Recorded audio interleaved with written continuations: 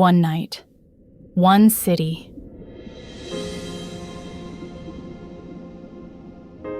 Love is leverage.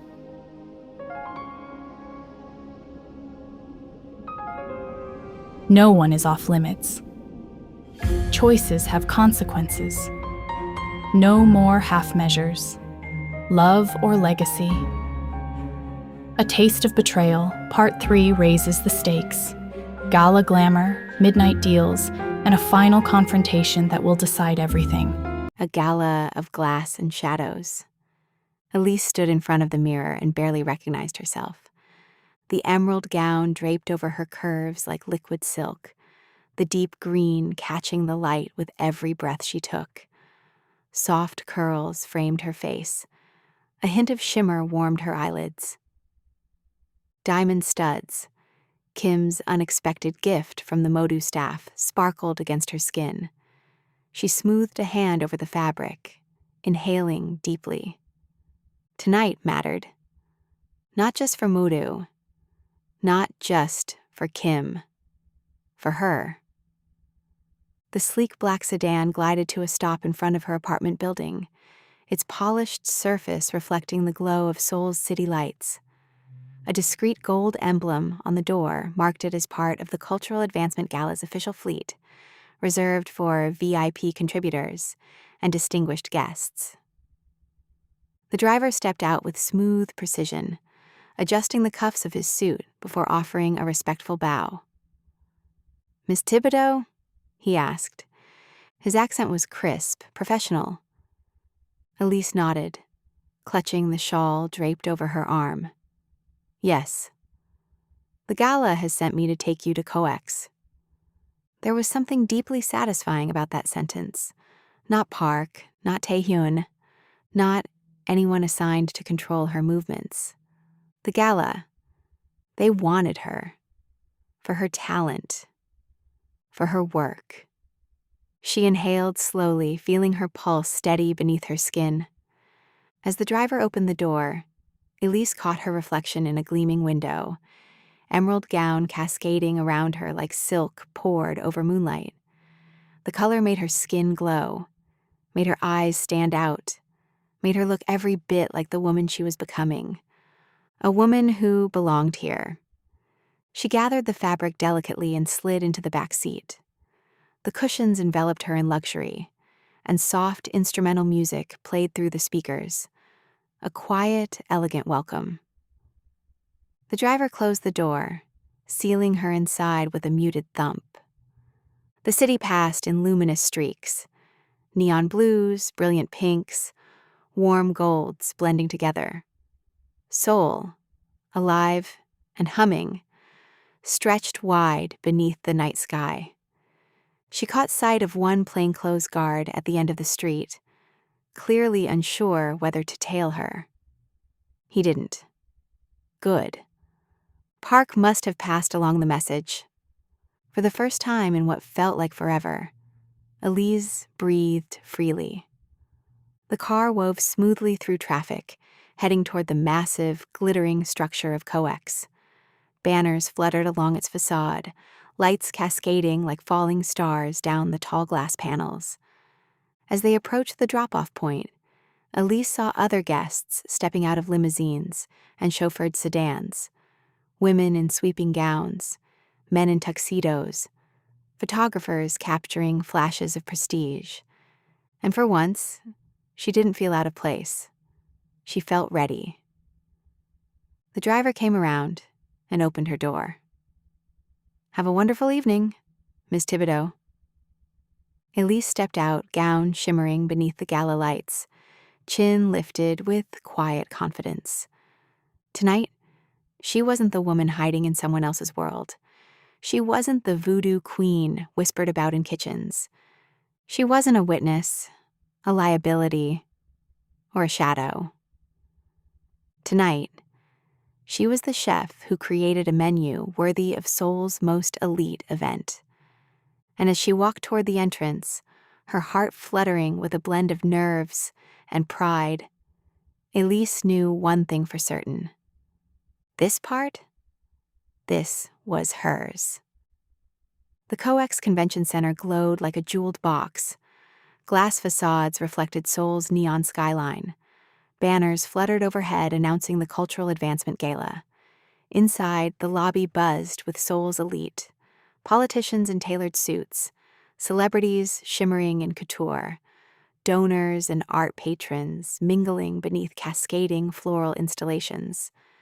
The grand ballroom was breathtaking. Crystal chandeliers spilled warm firelight over ivory linens. Violins whispered from the stage. Sculptured floral towers rose over the tables, their blossoms perfuming the air with a delicate sweetness. Servers wove through the crowd, offering hors d'oeuvres that Elise had crafted by hand: gochujang-glazed prawn spoons, truffle mandu, sweet potato crostini with whipped lime butter. Guests murmured approval as they tasted, unaware that the chef responsible was gliding among them in a gown fit for royalty. Kim met her near the entrance, looking dapper in his black tuxedo, his smile stretching wide. "You look incredible," he said with genuine pride. "Come, there's someone I want you to meet." He led her to a distinguished man with a sharp suit and an even sharper smile. "This is Counselor Han," Kim introduced. "He's been raving about the food." Counselor Han grasped her hand warmly. "Miss Thibodeau, your hors d'oeuvres are exquisite. I haven't tasted anything this balanced and inventive in years." Elise blushed. "Thank you, sir. That means a great deal." "It should," he said with a chuckle.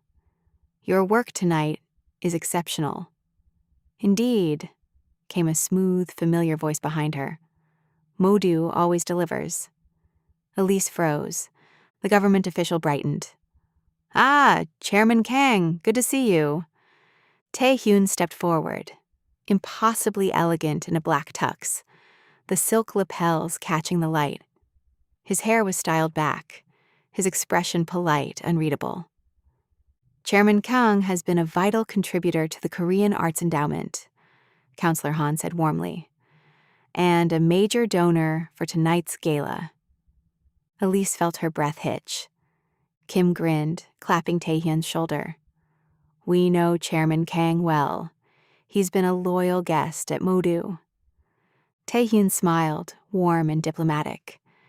"Kim's food is always exceptional, and Elise's dishes tonight," his eyes grazed her, quietly intense, "were outstanding." Her heart stumbled. He looked like he belonged here, among power, wealth, influence.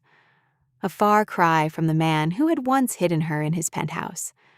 And suddenly it struck her. He had touched this event, her invitation, her rise, her visibility. Of course he had. Before she could find her voice, Taehyun inclined his head politely. "If you'll excuse us, I'd like to discuss a potential culinary opportunity with Miss Thibodeau." Kim gestured graciously. "By all means." Taehyun offered Elise his arm. She hesitated. Then she placed her hand on his sleeve, letting him lead her through the crowd until they slipped onto a secluded balcony. And the balcony opened to a view that felt almost unreal in its beauty. Below them, the COEX gardens stretched out like a living tapestry, meticulously manicured, each line and curve chosen with intention. The walkways formed graceful arcs through beds of glossy shrubs and sculpted topiaries shaped into soft, flowing silhouettes under the evening lights. Lanterns placed at even intervals cast warm, honeyed pools across the stone paths, their glow reflecting in the still surfaces of narrow water features that rippled faintly with the night breeze. Clusters of cherry trees, out of season but still elegant in their bare, sculptured branches, stood like sentinels along the edges of the garden, their limbs catching bits of moonlight. Beyond them, patches of silver-green bamboo swayed gently, creating a soft whispering sound that rose faintly to where Elise and Taehyun stood. The city surrounded it all in a protective halo. Seoul's skyline rose behind the garden, a horizon of glittering skyscrapers and neon accents that pulsed like a heartbeat against the night sky. The lights reflected off his tuxedo and her emerald gown, casting shifting colors against the stone balustrade. Far below, the murmur of guests spilled from the open ballroom doors and drifted across the gardens in warm, indistinct waves. But up here, on the balcony, everything felt still, suspended between the manicured beauty of the grounds and the electric hum of the city beyond. It was a view made for quiet confessions and dangerous truths. Too beautiful, almost, for the heartbreak about to unfold. Elise exhaled, her heartbeat uneven. For a moment, they said nothing. Then Taehyun spoke, voice low. "You look," he said softly, "absolutely breathtaking." Her breath caught, but she forced herself to stay steady. "I suppose," she said quietly, "you're the reason I was asked to co-plan the menu tonight." He held her gaze. "I may have made a suggestion." A pause. "But it was your skill that earned you the position. Your talent brought you here." She looked away, the compliment bittersweet. Silence stretched between them, heavy, fragile. "I've missed you," he murmured. Her fingers tightened over the balcony railing. "Is that why you stayed away?" He inhaled sharply. "I wanted to give you space so you could return to what you love. I didn't want my world to smother you." She shook her head. "Is that really the reason? Or is it because I became a liability?" He stiffened.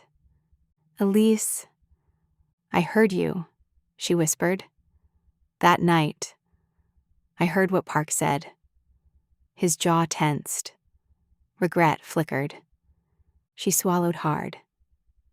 "Have you ever been in love, Taehyun?" A long pause. "Love," he said quietly, "isn't a part of my world." She turned to him, searching his face. "The women I've been with, they loved my money, my name. Love is weakness, a fatal one." Elise's heart cracked. What kind of world turns love into weakness? That's not a world worth living in. That's a world where you don't live, you just exist. Emotion flashed in his eyes, raw and unguarded. "My world is duty," he said tightly. "Honor, legacy, what my father built from nothing. That's my path. You live in a fantasy." She flinched. "A fantasy?" "You don't understand what I carry." Her voice sharpened. "Don't I? Because from where I'm standing, with all your power, you're powerless. You don't even control your own life." Something shattered inside him. She saw it, brief as lightning. "I am so stupid," she whispered, tears spilling. "I keep making the same mistake over and over. I keep falling for men who have other loves and other loyalties. The first time, shame on them. But the second time, shame on me." Taehyun flinched as though struck. "If you'll excuse me." She wiped her tears with the back of her hand, straightened, strengthened, and turned away. "Elise," he said, voice rough, pleading. She didn't stop. The ballroom swallowed her the moment she re-entered, lights washing her in gold as she forced herself not to look back. Taehyun remained on the balcony, staring at the door she had disappeared through, devastation tightening every muscle in his body. Park stepped into the pale moonlight. His face was grave. "Boss," he said quietly, "we have a problem." Taehyun didn't move. "What is it?" Park's voice was icy. "Daesung is here." Elise glided back into the ballroom on shaky breath, her pulse still uneven from the confrontation on the balcony. Suddenly, the lights were too bright, the music too loud, the room too full. She was halfway to the safety of the crowd when a hand, cool, firm, closed around hers. Before she could react, she was pulled gently but insistently toward the center of the dance floor. "Careful," a man murmured. "Wouldn't want you drawing attention." Kang Dae-sung, Taehyun's cousin. Elise's breath caught. He was handsome, but in a way that felt manufactured. Sharp cheekbones, sleek black hair perfectly in place, a tailored suit that fit like armor. His smile was soft, polite, but his eyes, empty. Two shards of obsidian, cold and calculating, utterly devoid of warmth or soul. He was tall like Taehyun, but where Taehyun carried a quiet gravity, Dae-sung radiated something else entirely.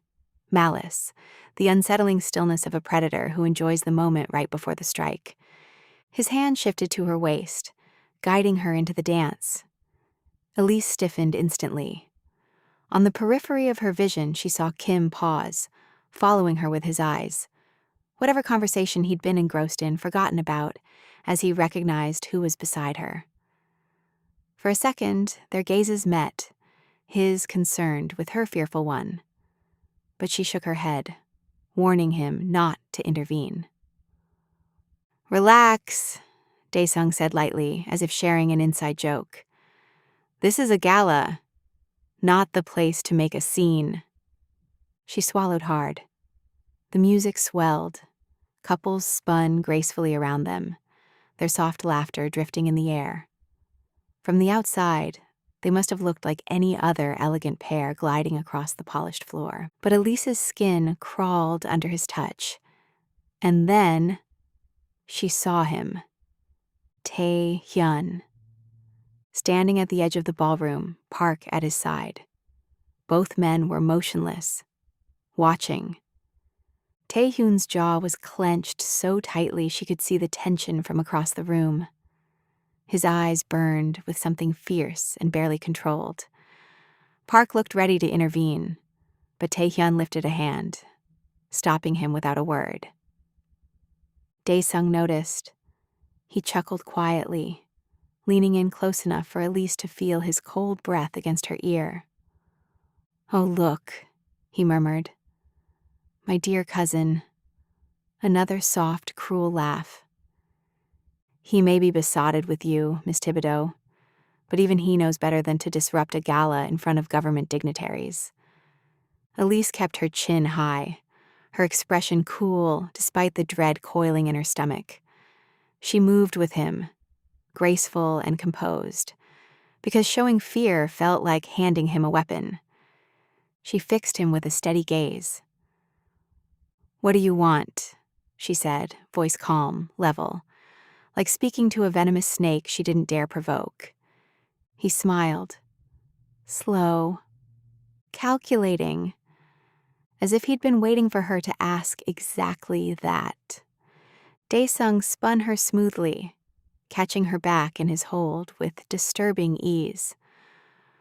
"What I want," he said with a sneer, "is to finish what I started, to take everything Tae-hyun holds dear, everything his father stole from my family. The Kang Empire is built on blood." His gaze slid to Tae-hyun, standing with fury etched into every line of his body.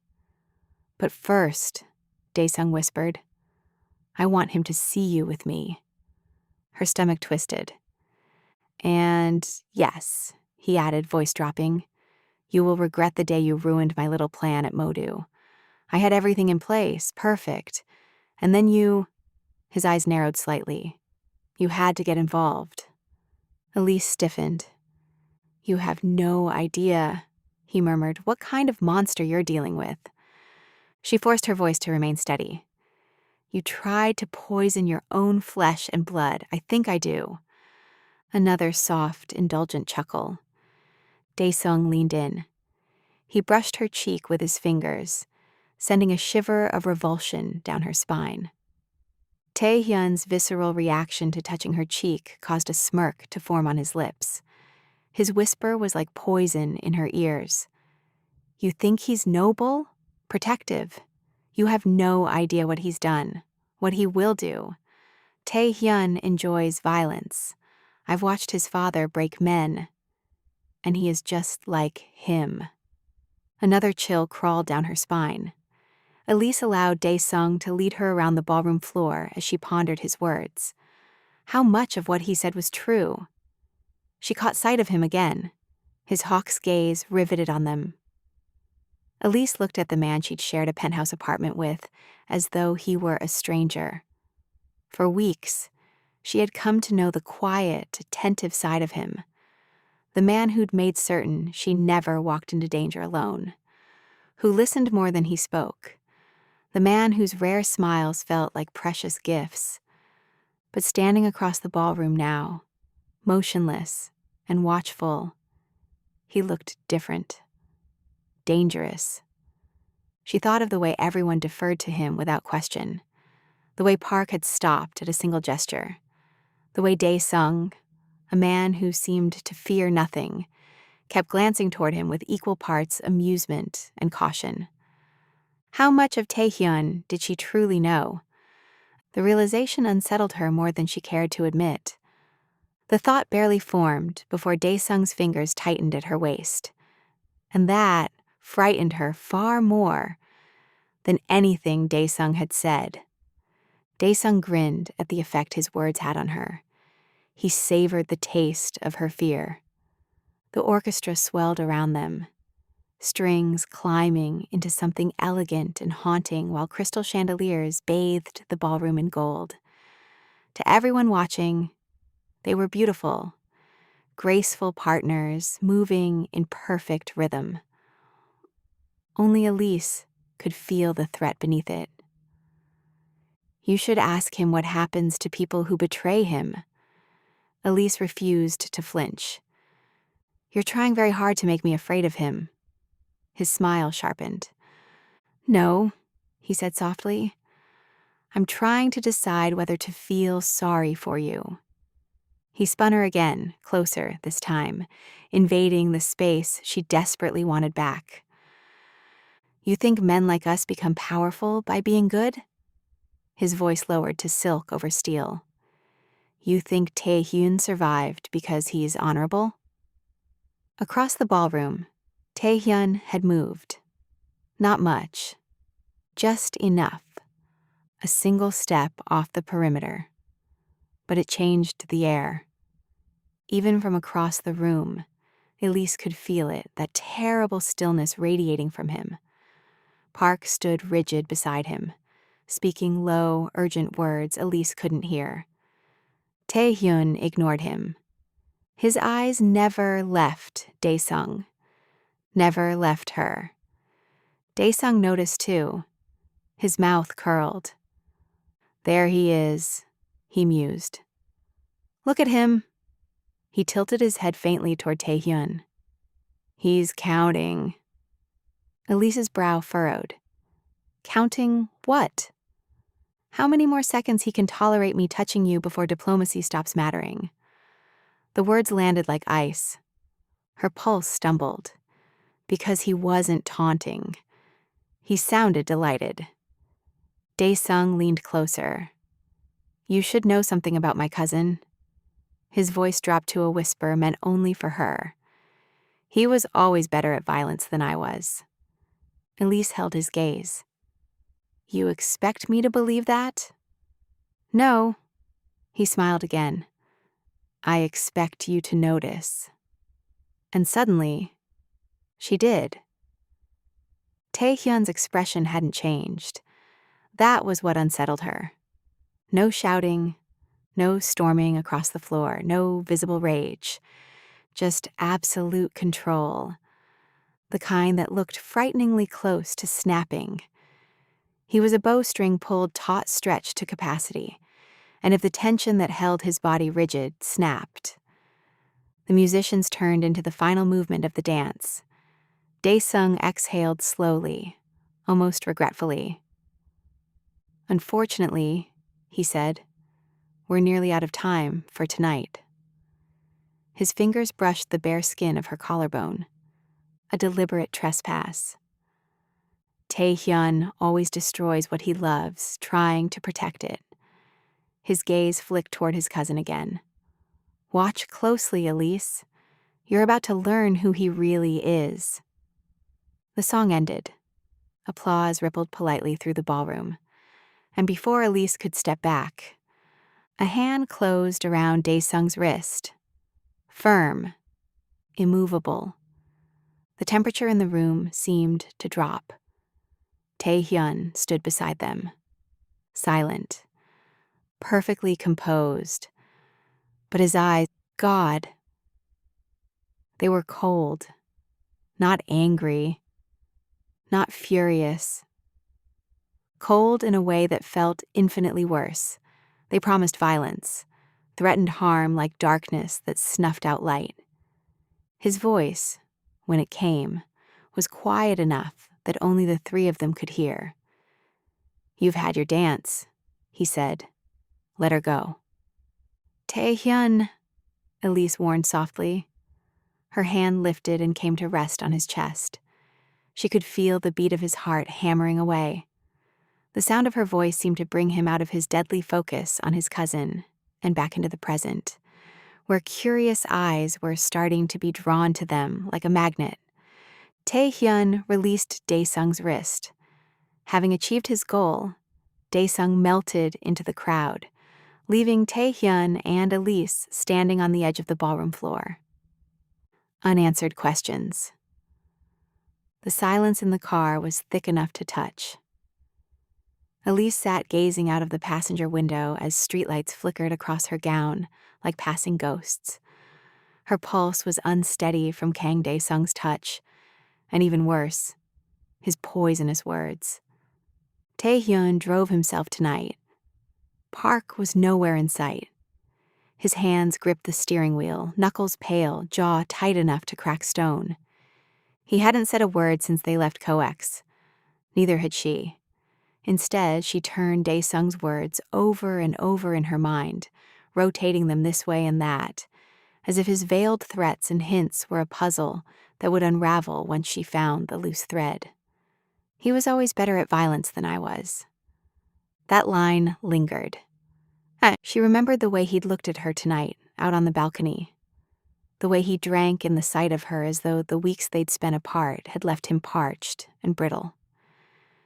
She recalled the raw, unguarded concern on his face when he saw Daesung's hand on her waist, violating her personal space with his lips centimeters away from her ear. Daesung painted him as a monster. But monsters didn't look at people that way, did they?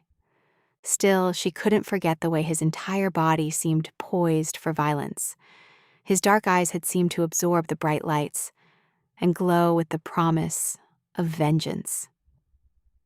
The contradiction twisted inside her. "You're quiet," Taehyun said, finally breaking the silence. "Daesung said that you enjoy violence, that your father broke men, that you're just like him." Elise's voice was barely above a whisper, but she could tell her words had detonated, hitting Taehyun hard. His jaw flexed, and his eyes flashed as his Mercedes weaved in and around the few cars on the road. When he took his eyes off the road briefly to look at her, she was taken aback by the loneliness that haunted his orbs. "You're afraid of me." "I didn't say that." He didn't raise his voice, but the words landed with the heaviness of a verdict. "You didn't have to." "Is he right about you?" The car's interior, already so taut with silence, seemed to constrict further around them. For a moment, the only sound was the faint rush of Seoul's midnight traffic, a white noise that couldn't disguise the tremor under Taehyun's words. He let the car idle as he pulled into the garage of her apartment building. He turned to look fully at her. "I've done things you wouldn't like. There are parts of my life I hope you never have to see," he said, looking intently into her face. "But I would never hurt you." Elise felt the impact rippling through her, the confirmation that he'd heard every unspoken fear, every silent accusation, and that he found no reason to deny them. His hands, still locked on the steering wheel, loosened imperceptibly. His knuckles blanched less, but he didn't relax. Instead, he let out a breath through his nose, sharp and almost disappointed in its restraint. She saw the way his gaze drifted to the rearview mirror, not looking for threats, but reflexively scanning the darkness for something he'd never find. In the passenger seat, Elise pressed her palms into her lap, the skin of her wrists prickling with shame and something perilously close to regret. She wanted to reach for him, to bridge the chasm her words had opened, but her tongue felt heavy. Neither of them spoke, and the silence swelled again, this time thick with all they couldn't admit. It wasn't long before they arrived at the door of her apartment. She fished out her keys, the metal singing against the lock, and for a split second, her hands shook. She bit her lip and tried to steady herself, but she could feel Hyun behind her, watching, assessing, perhaps trying to decide if he should step in or maintain his distance. His presence made the corridor feel shorter, narrower. Every inch of air between them was saturated with words they'd left unsaid. Hyun hesitated on the threshold, then shut the door behind him with a soft click that sounded, to her ears, like the closing of a cell. The air inside the apartment was warmer, softer, but the tension that followed them in from the car hardly dissolved. If anything, it lingered like the cloying scent of perfume. She dropped her clutch onto the credenza and slipped off her shoes, padding toward the living room, knees weak, pulse a trembling thread through her body. She stopped in the middle of the living room and reached behind her back to try, unsuccessfully, to unzip the back of her gown. Lifting the tendrils of hair that trailed down her back, she looked over her shoulder to see Taehyun's jaw ticking as if working through a particularly difficult question. "Can you help me unzip this gown?" she asked softly. Her request hung between them, as delicate and loaded as a silk thread. She heard him inhale, a barely perceptible sound, but it made her skin pebble with electricity. He took a step toward her. She could sense the shift in the air, felt the whisper of warmth from his body as he closed the last bit of distance. His shadow enveloped hers, eclipsing her reflection in the darkened window across the room. Taehyun's hands were deft, but gentle. The zipper drew downward in increments, each inch exposing more of her skin to the charged air. His knuckles, so rigid on the steering wheel earlier, now grazed her spine in a line of fire and ice. He did not rush. Instead, he seemed to savor every inch, every second, as though unzipping her was an act he could perform only once, and wanted to memorize its feel. He stopped when the zipper reached the small of her back, his hand resting there for a moment longer than necessary. Elise felt the gown slacken around her ribs and hips, the sudden looseness both liberating and terrifying. She turned to face him, holding the bodice of the gown in place with one hand.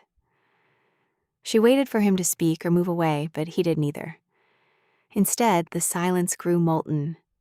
His eyes traveled lower, then made the return trip slowly, resting for a moment on her lips before meeting her eyes with raw hunger. Her resolve dissolved. She wet her lips, the barest flicker of her tongue leaving them shining, and whispered his name into the silence between them. Taehyun. His name on her lips was a summons that he answered as his lips met hers. The kiss was not gentle. It was desperate, almost punishing, as if he could erase every word Daesung had ever spoken by the force of his mouth on hers. Elise gasped at the contact, her hand releasing the bodice in surprise, and the silk fell away from her chest with a breathless hush. Taehyun's fingers slid up her neck, tangled in her hair, holding her steady as his hunger threatened to consume them both. He tasted of bitterness and longing, of all the things he'd never been able to say, and she answered him with a ferocity that startled even herself. He broke away only for half a second, as if to look at her, to confirm that she wanted this, that she wanted him. She answered by drawing him in again, closing the distance, her hands pressed into the hard plane of his chest. With each movement, his restraint frayed further. He pulled her against him, and she melted, all resistance dissipating in the heat of their bodies. The kiss went on, deepening, growing reckless, the months of loneliness and denial combusting between them in a fevered instant. Elise tasted the danger in it, but also the promise of pain, of pleasure, of belonging. She felt the world outside shrink to a pinpoint. There was nothing else but the wet, bruising press of their mouths and the hunger that lived in the space between. Something gave way inside him. His hand slid to her waist, fingers splaying possessively over warm skin as he backed her gently until her calves met the edge of the couch. He paused there, just long enough to look into her eyes to be certain. But what he found in hers stole the last of his restraint. They sank together. The apartment fell away. The city noise, the soft hum of the AC, the pale gleam of moonlight on glass. There was only the heat of his mouth on hers, the rough scrape of fabric under her palms, the slow, devastating pass of his hand along the curve of her back. She arched into him as if her body had already memorized where he fit. He kissed her like he had been starved for months, and finally allowed himself to eat. She kissed him back like she'd been holding herself together with kitchen twine, and piece by piece was letting him cut it loose. They moved with a care that belied the urgency, his touch steady even when his breathing wasn't, her responses sure even when her hands trembled.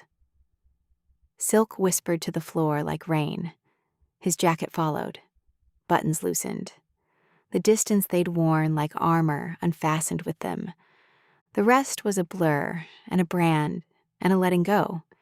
Heat and breath and the kind of closeness that felt less like falling and more like finally finding ground. He held her as if she were something precious and breakable. She pulled him closer as if he were the only solid thing left in a world built on shifting loyalties. After, the city kept breathing beyond the glass. Inside, the quiet changed shape. Elise lay with her cheek against his chest, listening to the hard gallop of his heartbeat settle into something human again. His palm drifted in slow circles at her hip, a touch that felt almost disbelieving. He broke the silence first, voice low against her hair. I meant what I said in the car. She lifted her head a fraction. About what? I would never hurt you. He hesitated. But I will hurt anything that tries. A wry, exhausted smile tugged at her mouth. That I believe. He exhaled, the sound almost like a laugh. His thumb traced the ridge of her shoulder, gentle. If you want me to go... Her fingers tightened on him. Don't. The word was small and absolute. He nodded against her temple. Then I won't. For a while, neither of them spoke. The room held their breathing, their shared warmth, the ghost of everything they hadn't said. Eventually, the trembling that had lived in her since the gala ebbed. She closed her eyes, letting the last of the adrenaline bleed out into bone-deep fatigue. He felt it the way her weight softened, the way her hand went slack where it rested over his heart. Sleep, he whispered. She did. Taehyun stared at the ceiling for a long time after her breaths turned even, the old vigilance warring with a peace he didn't trust yet. He knew Daesung's words would return like a bad taste. He knew morning would bring the same problems. sharpened by what they'd just crossed. But with Elise warm against him, the kitchen light off, and the window reflecting nothing but night, the fortress didn't feel like a prison. He pressed a kiss into her hair, light, uncharacteristically tender, and let his eyes close. Outside, Seoul kept its secrets. Inside, for the first time in too long, he allowed himself one. Morning revelations. As sunlight crept in like a pale ribbon through her curtains, Elise kept her eyes squeezed shut a few minutes longer. She wanted to savor these last few moments before new realities dawned with the morning. She wanted to remain nestled between the passion she'd tasted last night and the mindless calm of slumber just a little while longer. Within that brief space, she didn't have to worry if what she had done with Tae-hyun would bring regret, or an awkward distance they had to dance around until circumstances inevitably pulled them apart again. She didn't have to think about Daesung's warnings, or the dangerous world that seemed determined to claim Tae-hyun piece by piece, or the uncomfortable truth that no matter how fiercely she tried to protect her heart, she had already given far too much of it away. Here, suspended in the hush of dawn, none of those questions demanded answers. There was only the lingering warmth of his arms around her, the memory of the way he'd looked at her as though weeks of separation had been its own kind of torture, and the fragile, impossible hope that for one night they had stopped running from what existed between them. Reality would come soon enough. The daylight would bring complications, responsibilities, and truths neither of them could avoid forever. But for one stolen moment more, Elise allowed herself the luxury of pretending that the world beyond her bedroom door didn't exist, that there was only peace and warmth, and the echo of a man she was rapidly discovering she could neither fully trust nor fully let go. She opened her eyes slowly to find Tae-hyun propped on an elbow, gazing at her with a gentle smile that softened his features. "Good morning," he said softly. "Mornin'." He brushed a thumb across her cheek, and her heart fluttered to see him so relaxed beside her. She barely registered how her mouth curved upwards as a mirror to his, her eyes traveling appreciatively across his muscular chest and intricate tattoos. Elise was surprised that Tae-hyun seemed to be in no hurry to get dressed or pick up his cell phone. Malcolm had never seemed to relish being in the moment with her after they'd spent a night together. She'd often wake up to find him standing by the bed, buttoning his dress shirt, while simultaneously gazing at his phone. Malcolm, she marveled at how foreign the thought of her former fiancé felt, like she was remembering someone else's former life. But the insecurities he'd sown into her still had a way of whispering when she least expected them. She grimaced slightly as she wound the sheet around herself like armor as she rose from the bed. Tae-hyun's eyes shifted into concern as he caught her wrist gently, just enough to force her eyes to meet his again. "How are you feeling?" "I'm fine, just a little sore," she said with a shy smile. His penetrating gaze set her nerve endings tingling, as if he could read the uncertainty she felt. "Elise, last night wasn't a mistake." Her eyes stung. She nodded, whispering, "I know." She rose again and closed herself in the bathroom, glad to put some distance between herself and Tae-hyun to give space to her thoughts. She paused to look at her reflection in the bathroom mirror. Her long, chestnut curls were mussed, and smudges of last night's makeup were still on her face. She wondered how much of her old self she actually recognized anymore. The sensation of Tae-hyun's arms still lingered on her skin, skeined through with a raw tenderness that seemed even more unsettling than the bruised passion itself. The bedsheet was a poor substitute for armor, but she clung to it anyway, as if it might shield her from the memories and meanings of the night before. Malcolm had always chided her for being too sentimental, too quick to invest feeling where it wasn't prudent. But last night with Hyun had upended any notion of caution. She felt exposed, not just physically, but all the way down to some trembling core that had not been reached in years.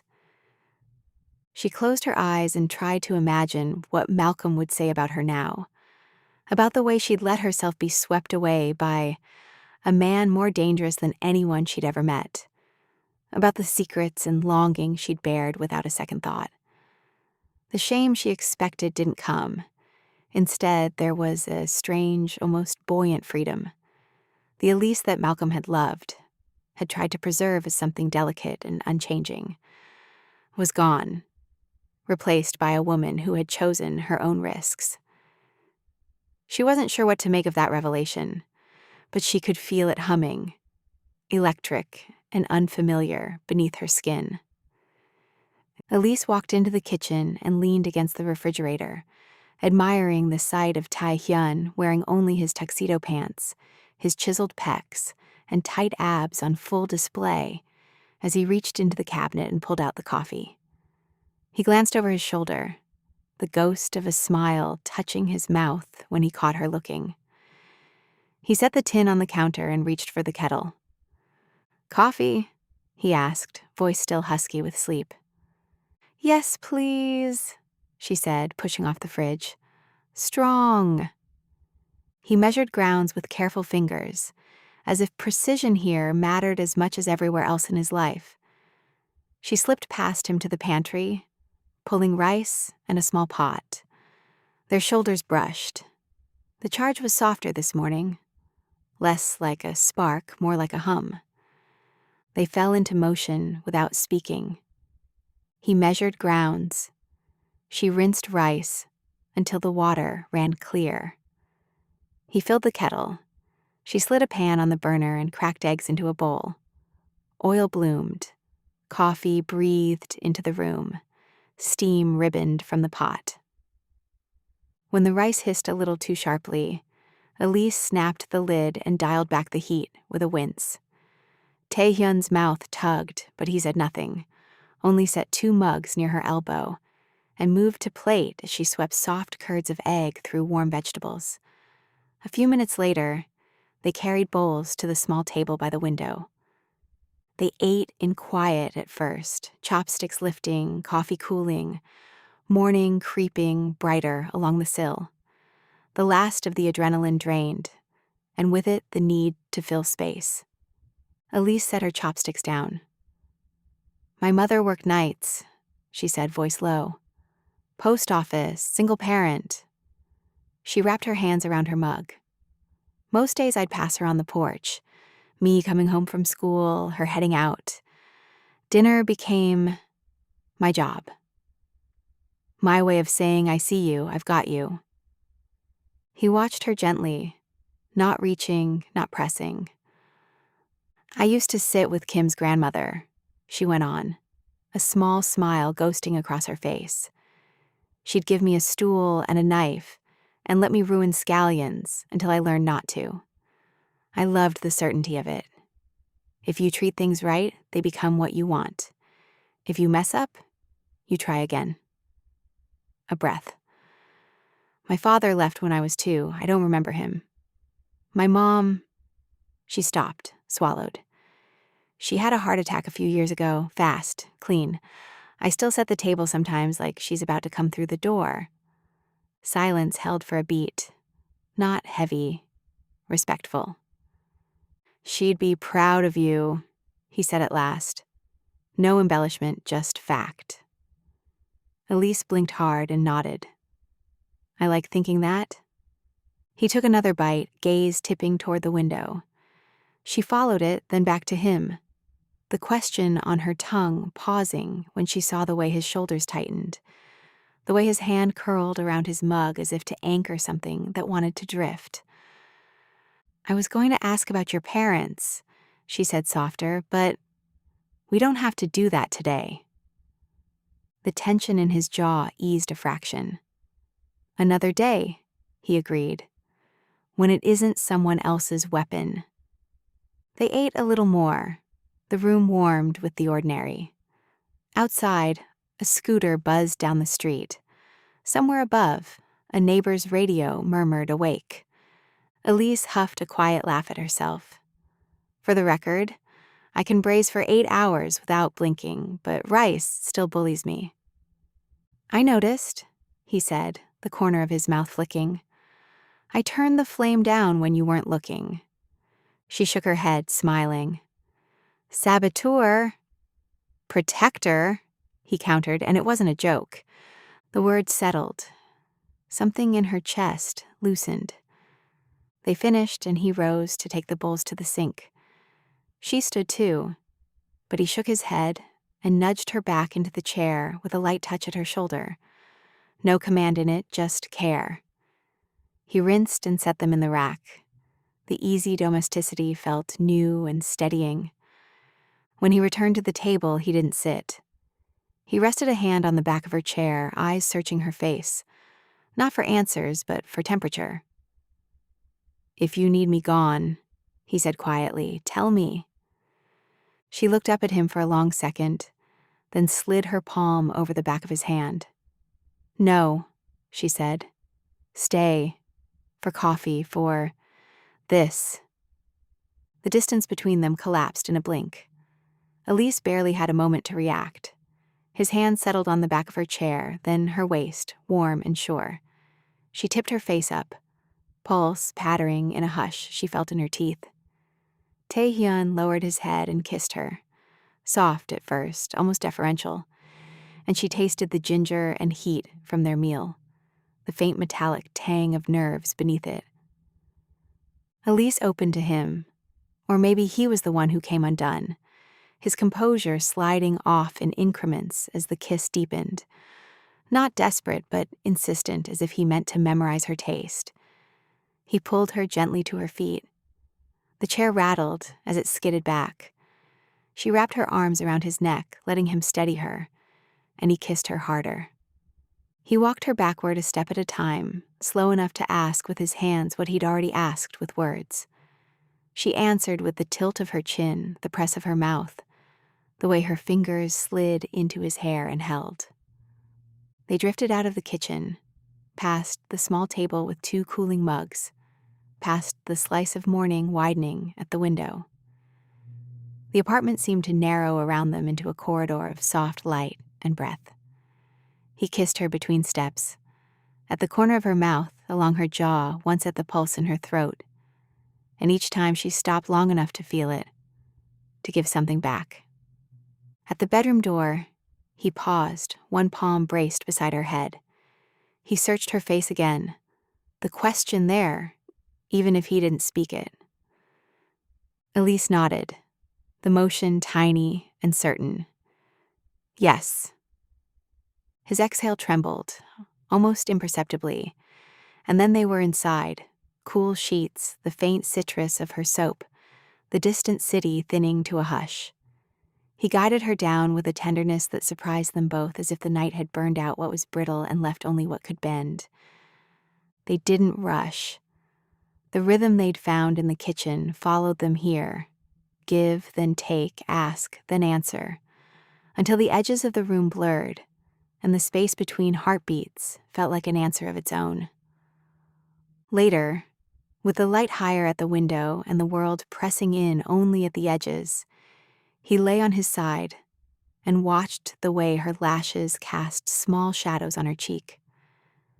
She reached for him without opening her eyes, palm finding his chest, resting there like a claim and a truce. "Coffee'll be cold," she murmured, voice sleep-soft. "We'll make more," he said. She smiled, the kind you feel before you see it, and tugged him an inch closer. He went willingly, the last of his armor set down where he could find it again if he had to. Outside, the city moved at a frenzied pace. Inside, they let the morning take its time. And when he finally closed his eyes, it wasn't out of exhaustion, but because, for once, there was nothing urgent left to hold back. A new normal. The thread of day sung faded into the background like the nagging buzz of a fly. It touched the edge of Elise's consciousness, but just as swiftly flew away as other pressures took precedence. For Elise, her days took on a more predictable rhythm following the gala. Her afternoons and evenings were filled with directing line cooks, solidifying Modu's menu, and maintaining the buzz surrounding Modu as a premier restaurant where celebrities and upscale clients preferred to dine. By the time she returned to her apartment, she was tired. But most nights, Hyun turned up. Often he entered her living room tense and exhausted, carrying the weight of whatever battle he'd fought that day. He never explained where he'd been or what he'd done, and Elise never asked. Yet his face softened the moment he saw her. He'd touch her like she was the only quiet place in his life. In those witching hours between midnight and dawn, exhaustion no longer seemed a valid excuse for solitude. Instead, every night, Elise found herself waiting for the telltale knock or the soft click of the front door as Tae-hyun let himself in, sometimes hours after she'd returned from the restaurant, sometimes before she even got her coat off. No matter how silently he tried to enter, she always sensed him, the way a sleeper feels an approaching storm. Often they'd meet in the kitchen, she in a loose t-shirt, he still in tailored suits that clung to his frame with the stubbornness of a second skin. Sometimes he'd pour himself a glass of water and stand motionless in the blue-tinted light, his eyes unfocused, his mind somewhere far from the cluttered galley of her apartment. It was in these moments, when the city's pulse slowed to a near halt, that he seemed most himself, unguarded, stripped of the sharpness and calculation that defined his daylight presence. They'd sit together at the tiny table, knees touching, and talk in hushed voices, as though any louder would shatter the fragile truce the night offered them. Sometimes their conversation was aimless, drifting from movie quotes to half-remembered childhood stories to arguments about the best type of kimchi. But more, often the edges of the day crept in, and their words gathered weight. Elise told him about Kim's grandmother and how much time she'd spent next door while her mother was working at night. Tae-hyun, in turn, revealed slivers of his own history, how his mother had vanished one summer without explanation, how his uncle had taught him to shoot a gun before he could ride a bicycle, how Soo-jin became more of a mother to him than a housekeeper. There were still some discussions that were off limits, like her ex-fiancé Malcolm cheating on her with her best friend Maya, or Tae-hyun's father, whom Elise suspected was a hard man and a demanding father. Sometimes they'd never make it to the bedroom. Elise would find herself pressed against the refrigerator, Tae-hyun's hands tracing the collar of her t-shirt, his mouth seeking hers in a way that was almost reverent. Other nights, he'd collapse onto her couch and pull her onto his lap, both of them too tired to do more than fall asleep in a tangled heap of limbs and half-spoken confessions. Through it all, neither pretended that what they were doing was safe or wise or even sustainable. But in those hours, the hours between the end of yesterday and the beginning of tomorrow, they created a kind of sanctuary, a place where the rules could be bent, if not broken. Their intimacy became a night-blooming thing, unfolding with a slowness that bordered on ritual. When he touched her, he did so tentatively at first, as if still learning the geography of her body. She, in turn, memorized the scars on his fingers, the faint crow's feet at the edge of his eyes, the way his breath always hitched just before he let himself be vulnerable. And in the quiet dark, they admitted things neither could say in daylight, that she was terrified of failure, that he was terrified of love, that both of them felt more at home in each other's arms than anywhere else in Seoul. Watchful eyes. Closing time pressed in like a held breath. Elise pushed through Modu's side door with her tote slung high and her jacket clutched close, the hum of dishwashers, and the last clink of glass fading behind her. Night had settled soft and heavy on the street, warm with a thin mist haloing the lamps. The usual chatter from the corner bar felt too far away. Even the traffic on the next block sounded dampened, like the city had put a finger to its lips. She paused on the shallow step. The alley to her left was a black seam.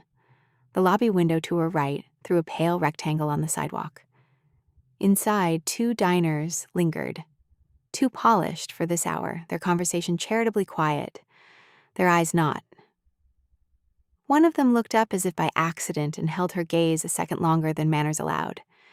He smiled without warmth. Elise looked away first.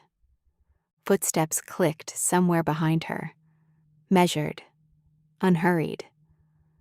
She didn't turn. The sound thinned when she stepped forward, then returned in time with her own. Shadow pooled behind a delivery van, too still for a breeze. She told herself it was nothing. She told herself she was tired. Keys. She rotated the ring in her hand until the right one found her fingers, a talisman against the prickle between her shoulder blades. When the footsteps drew a beat closer, she shifted her tote higher and let her body angle subtly toward the street's brighter mouth. A car eased past, headlights washing the storefronts in brief theater white. When the light moved, the alley was the alley again. Empty. Long day, chef. The guard at Modu's door, borrowed from Taehyun's consultants, rebranded as night managers, had stepped just outside, pretending to take a breath. His tone was easy. His eyes weren't. Always, she said, forcing a small smile. See you tomorrow. He nodded, scanning the street as if counting teeth. She walked on, the sound of her own steps too loud, too light. At the corner, she glanced back just once. The 2 men in the lobby still lingered. One had his phone raised at an angle that could have been any angle at all. By the time she reached her car, the back of her neck was tight enough to ache. The interior smelled like lemon cleaner and something faintly sweet she couldn't place. She locked the doors, started the engine, and sat for a beat with her hands on the wheel, waiting for the chill to leave. It didn't. She checked the rear view. Nothing but the soft reach of streetlight and the wide-lidded eyes of her own reflection. Stop it, she told herself, half laugh, half order. You're fine. The route home blurred into a low thrum, left at the pharmacy with the always broken sign, right where the florist set buckets on the curb at dawn. At a red light, a scooter drifted up beside her and idled. The rider didn't look over. When the light changed, he peeled away like a minnow. Her phone buzzed once in her bag, a calendar reminder she didn't need. She ignored it. In her building's garage, she parked under the same pillar she always chose, stepped out into its cone, and stood a moment listening to the ordinary sounds. A car turning off, pipes knocking awake somewhere, the brief metallic clatter of someone tossing a can into the bin. She keyed herself inside, climbed 2 flights, and told herself not to hold her breath between floors. Her door opened on light. Elise. Her heart jumped. Not hard, just high. Tae-hyun stepped from the shadow divide between her small living room and the kitchen, jacket off, sleeves rolled, the kind of stillness about him that didn't belong to anyone else. He held up his hands immediately, palms easy. I didn't want you to come back to an empty place. I should have texted. I let myself in. She exhaled. A warning next time, she said, but the words were softer than the edge they wanted. You scared me. I know, he said, frowning. I'm sorry. She set her tote on the console and shrugged out of her jacket. The quiet settled again, but it shifted. It became her quiet, shaped to this room. Her shoulders dropped a fraction. He watched that tiny descent and something in his face uncoiled, then pulled taut again when he really looked at her. "You're off," he said. Not suspicious, observational. "What happened?" "Nothing," she said quickly. Too quickly. She forced a breath in, then out. "Just a long night. We 86 the snapper. Someone tried to send back a table's entire order because their influencer friend wanted the plating more cinematic." She made a face. "I confiscated the tweezers from a junior line cook before he poked his eye out." "Funny," he said. The smile didn't touch his eyes. "Anything else?" She hesitated, replaying the lobby faces, the slow echo of footsteps, the way the alley had looked too held, too attentive. Naming it out loud felt like giving it a chair at her table. "It's nothing," she said again, lighter this time, as if convincing them both. "I'm just tired. I'll be fine after a shower." He let the silence linger a heartbeat longer, then inclined his head. "Okay." It was agreement on the surface. Underneath, it wasn't. "I made tea," he added, because that was something to offer that didn't spook the thing in the room they weren't naming. "Ginger. You always drink it too late and don't finish it." "That's slander," she said, almost smiling. He nodded toward the counter. The kettle was off, a mug waited. She crossed to it, lifted the cup, and felt the warmth seep into her hands like a small mercy. When she turned back, he was closer. Close enough to see the thread of worry drawn fine between his brows. "Humor me," he said quietly. "Check your locks twice. If something feels wrong, tell me when it feels wrong, not after, even if it's nothing." "It's nothing," she said reflexively, then softened. "But okay." He accepted the concession, for now. His frown didn't dissolve. It changed shape from interrogation to calculus. "I'll walk the hall before I leave." "You're leaving?" The question escaped before she could tuck it neatly away. "Later," he said. "If you want me to." She should say she didn't. She should say she did. Instead, she set the mug down, crossed to him, and bumped her shoulder lightly against his arm in what passed for an answer when she was pressed thin. He angled toward the window. "Your street felt busy," he said, as if thinking aloud. "I'll have Park adjust the rotation downstairs." Quietly. "Park has already adjusted," she said, and tried to make a joke of it. "I'm apparently very safe, safer than rice in my pots." He huffed a laugh. Real quick. Then he reached up, smoothed his thumb along the tension line at her temple, a touch so brief it could have been imagined. "Shower," he said. "I'll be here." She nodded and moved down the short hall, the tea warm in her palm. The odd feeling from the street peeling away in thin strips as water and light, and the ordinary sounds of someone else moving in her kitchen took its place.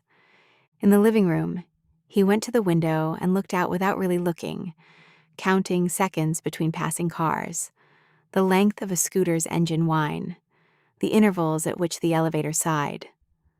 When she came back, hair damp, t-shirt soft and oversized, he'd set his jacket on the chair and loosened his cuffs. She curled into the end of the couch, tucking her feet under.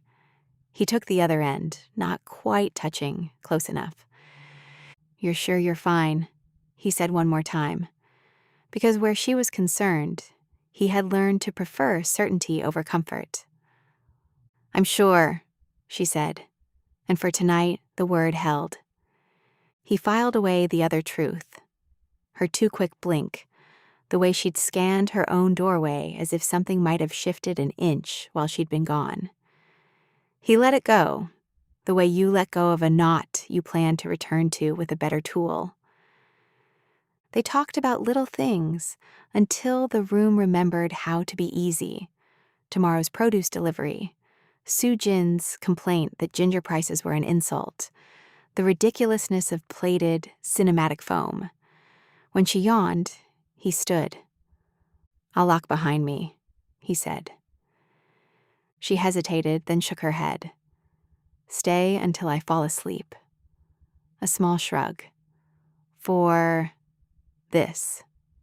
He nodded once. "For this." Later, when her breaths evened and the line at her brow smoothed, he switched the lamp off and walked the hall in the dark. Quiet, sure, the way men do when they've mapped a place into something they can hold. At the door, he paused, listening to the ordinary apartment sounds settle into place. The prickle from the street hadn't followed them in. He let that be true for tonight. He set the chain gently back into its slot, checked the deadbolt, and stood with his palm flat to the wood for a single beat, promise or prayer or habit, before he slipped out into the corridor and into the waiting dark.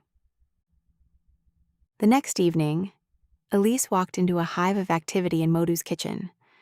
Everyone, from the waiters to the busboys and line cooks, moved with a frenetic energy like ants who'd had their ant pile stirred up with a stick. When she saw Kim approaching, his eyes catching her in his crosshairs, she felt the flesh on the back of her neck pebble. "All right, Lise, I need you to bring your A game tonight. I received a phone call an hour ago that Choi Yen-na is going to grace us with her presence at 7 sharp tonight, and she's requested you by name." "Are you serious?" Elise asked, her eyes widening in shock.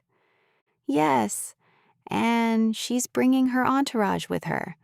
I had to move a few reservations around just to free up the private dining room." It wasn't every day that an acclaimed actress whose movies nearly everyone in Korea had seen showed up at your restaurant, let alone knew you by name. Elise's adrenaline began pumping furiously like she was preparing to run a marathon. Kim followed her as she cinched her apron strings around her waist, as though preparing for battle. "What are you thinking of serving?" Kim pressed. Elise's mind raced as she mentally went through her Rolodex of recipes. "What about gochujang crawfish and shrimp over creamy Parmesan grits?" Kim offered. "Too simple," Elise said, shaking her head in dismissal. "Galbi short rib with dirty rice arancini." "Maybe," Elise said absently. "I was thinking something a bit more unique, but a staple on any Creole menu back home." Elise halted her footsteps as her eyes lit up with inspiration. "I've got it," she said triumphantly. "Blackened alligator medallions with gochujang brown butter. I'll add a sweet corn puree with crispy okra, charred scallion curls, and a tiny spoon of pickled peach relish." "Excellent," Kim agreed, nodding his head vigorously. "I'll get Nam Jaeon to make his black sesame cream brulee with praline pecan shards for dessert." With a solid plan in place, Elise clapped her hands in the middle of the kitchen to get everyone's attention and began directing traffic and focusing the energy that was racing around the kitchen. Elise clapped her hands sharply, the sound cutting through the chaos of the kitchen. "Listen up, everyone. By now, I'm sure you've all heard that Choi Yen-na and her entourage will be dining at Modu tonight." Conversations died instantly. Knives paused. Heads turned. "We've got our menu." A ripple of anticipation swept through the brigade. "The entree is blackened alligator medallions with gochujang brown butter, sweet corn puree, crispy okra, charred scallions, and pickled peach relish." Several cooks exchanged impressed glances. Elise pointed toward the prep stations. "I want test plates on my pass in 45 minutes. Every component needs to earn its place, no filler, no shortcuts." She turned to the saucier. "The brown butter has to be balanced. I want heat from the gochujang, but not enough to overpower the alligator. Taste constantly." Then to garde manger. "Pickled peach relish needs brightness. If it doesn't cut through the richness, we're starting over." She scanned the room, her gaze landing on each member of the team. There's no need to tell you Choi Ye-na is our honored guest. She's expecting excellence. A smile tugged at the corner of her mouth. Good thing that's exactly what we serve. A few grins appeared around the kitchen. Tonight isn't about showing them we're good. They already know that. Her voice sharpened with conviction. Tonight, we're reminding them why Modu earned that star. The kitchen erupted with renewed energy. Let's move, chefs. With that, the kitchen moved with purpose, with alacrity, as everyone fell into their niche. The current that ran through the kitchen surged through Elise's consciousness as her steps fell into a rhythm that wove in and around the kitchen staff like a red ribbon, tying their efforts into a beautiful bow. By the end of the evening, Elise was worn out. She'd been bowled over by the compliments of Choi Ye-na and how down-to-earth the actress turned out to be. She'd even gotten to take a picture with her, who promptly posted it to her Instagram. As for Kim, he'd turned his natural charm up a few degrees and was positively walking on air by the time the two of them sat in his office to decompress after the night's tightrope walk. "I've been saving this for a special occasion," Kim said. He crossed to the walnut cabinet built into the wall, withdrew a bottle of Macallan 25, and placed 2 crystal tumblers on the desk between them. Now that Elise was sitting in Kim's office, the adrenaline that had nourished her throughout the night seeped out of her like air seeping out of a balloon. Her shoulders relaxed as she took a sip from the tumbler of whiskey. It was impressively smooth going down, leaving a pool of warmth in her stomach. Elise gave a deep sigh and sank even deeper into the chair.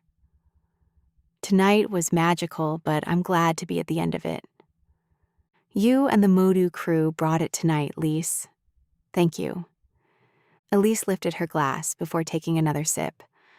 Choi Ye-na is even more gorgeous in person than she is on screen, and she was so sweet. Yeah, no kidding, Kim agreed. I saw the way she was looking at you too, Elise said with a sly grin. You should most definitely shoot your shot. Come on now, quit playing. Kim rolled his eyes and took a sip of his whiskey. Elise laughed. I'm serious, KJ, Elise persisted, reverting to her childhood nickname for her friend turned boss. Her eyes lingered on you a little longer than normal, and I could tell she was feeling everything she saw. Kim shook his head, unconvinced. Elise stared at him as if he were hopeless. Do you honestly not know what you look like? He nearly choked on his drink. What is that supposed to mean? It means you're ridiculously handsome and somehow completely unaware of it. Kim barked out a laugh. Elise gestured at him with her glass. You're tall, you've got that whole chef-owner success thing going on, and women practically line up to stare at you when you walk through the dining room. The corner of his mouth twitched. That's an exaggeration. No, it isn't. She pointed at him again.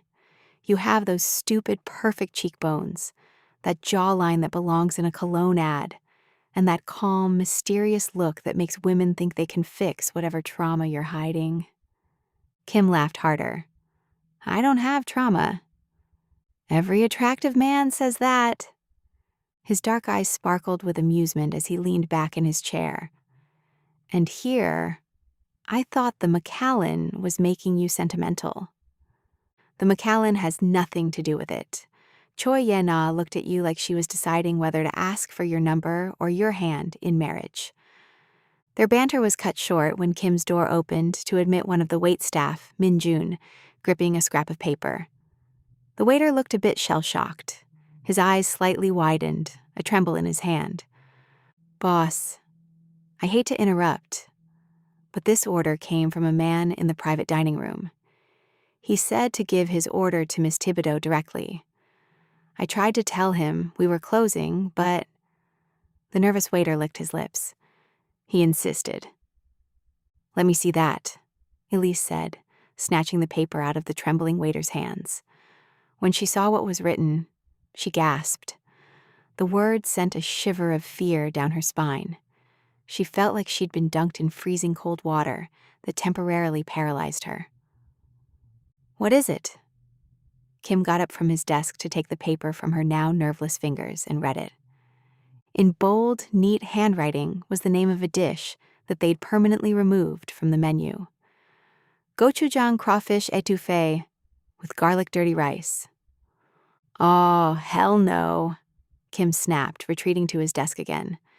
He opened a drawer and pulled out a compact handgun he kept underneath a stack of financial reports for emergencies. Elise grasped at her friend's sleeve with desperation that bordered on panic.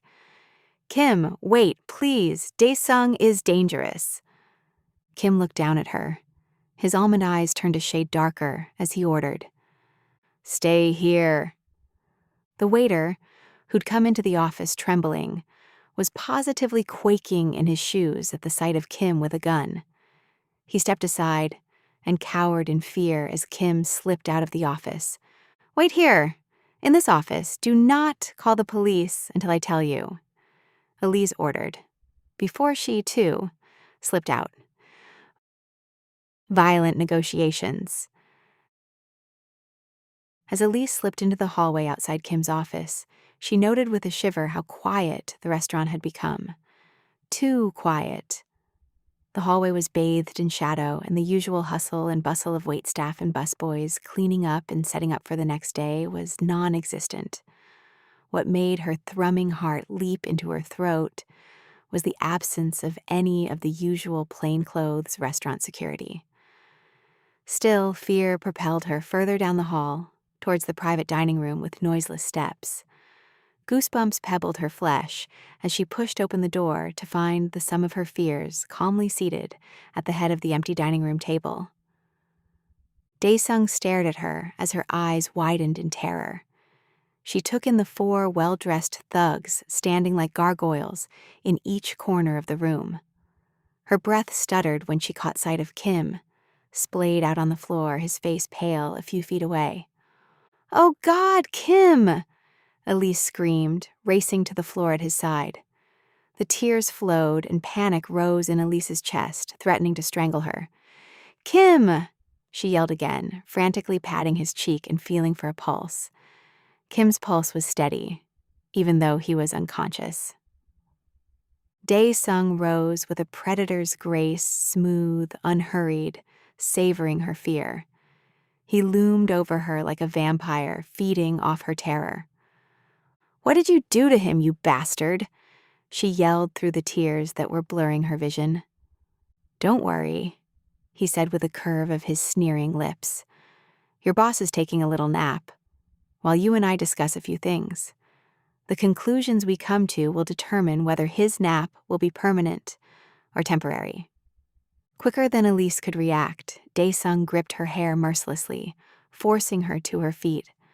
Her breath came in sharp, shallow gasps as he pulled her closer in. With brute force, he kissed her hard, bruising her lips and stealing her breath. When he finally broke the kiss, by reflex, she slapped him hard across the face and was horrified when he laughed, rubbing the reddening mark on his cheek. "Oh, I am going to enjoy breaking you." His eyes narrowed as they roamed over her face. "Now, I understand." A cruel smile curved his lips. "I see why you're my cousin's weakness." He pulled her closer once more. "And weaknesses," his voice dropped to a whisper, "are meant to be exploited." Daesung shoved her harshly into one of his men, who had silently come up behind her. "Let me go," Elise said, as she struggled futilely against the man's pincer grip. Suddenly, a hand holding a white cloth covered her nose and mouth, cutting off her words and her breath. The last thing she heard before blackness enveloped her was someone ask, "What do you want me to do with the owner?" "Leave him. I want Tae-hyun to know I mean business." Boss, wake up!" Kim groaned as he tried to obey the strange voice hovering over him. His head was throbbing, and dizziness made the room spin violently as he slowly, painfully sat up. "Boss, are you okay?" one of his waitstaff asked, his voice cracking with trepidation. Kim groaned again. He closed his eyes to try to focus his mind when everything came rushing back like a tide, threatening to sweep him away again. He grabbed the waiter's collar in panic. "Where's Elise?" "Elise?" "Yes, where's Elise?" Kim yelled, stumbling up from the floor. I think those men took her," the waiter said to his retreating back.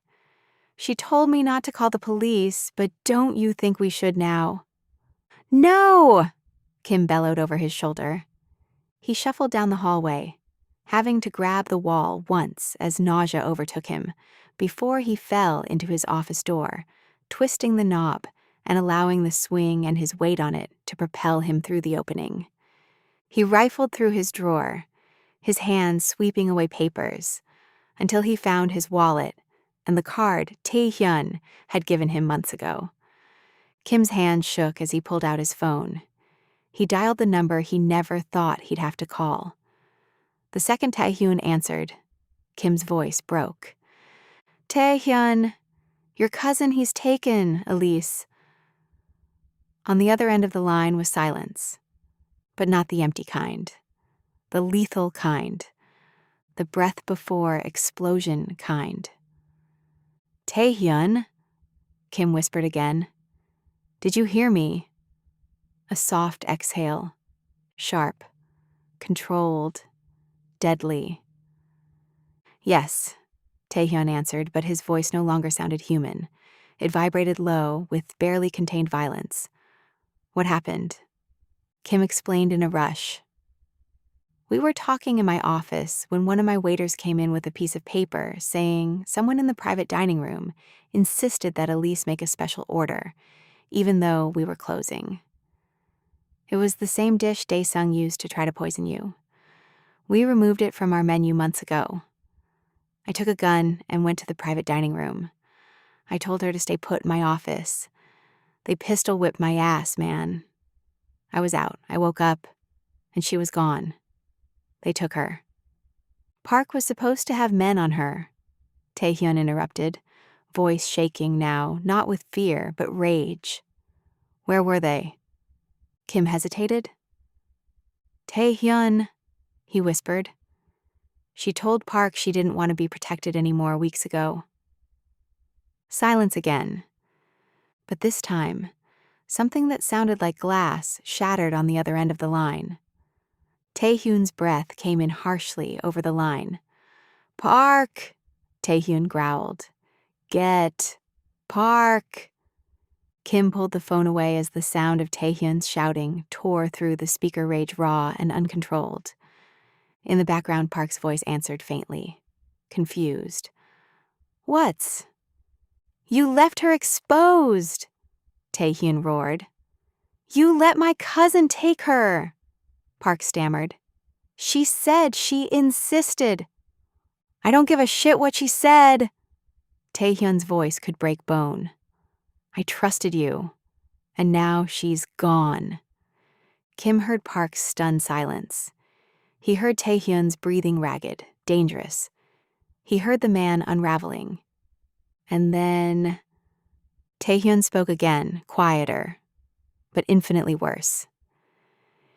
"If he hurts her," he said, his voice trembling with a darkness Kim had never heard before, "I will spend the rest of your short life wondering why I trusted you." "Taehyun," Kim tried to say, but he cut him off. "Send me the footage, you have my word. I won't stop until my cousin is counting down his final breaths." The call ended. Kim stood alone in the middle of his office, heart pounding, knowing one thing with absolute certainty. The city was about to burn. The board is set. Darkness swam in slow circles behind Elise's eyelids long before her mind surfaced enough to understand she was awake. Her throat was dry. Her head throbbed. Her stomach quivered with a sudden wave of nausea. Her limbs were heavy and slow, as if her muscles remembered the drug even when her mind didn't. A faint light hummed somewhere above her, soft, sterile, and far too artificial. She blinked, vision blurring into shapes. Metal walls. A concrete floor. No windows. "I think I'm going to be sick," she said to the ceiling as she writhed on the cot she was lying on. A bucket materialized beside her, and Elise leaned over to empty her stomach. Finally, after even the dry heaves had dissipated, she looked up. In the corner, a silhouette sat perfectly still, hands folded in her lap.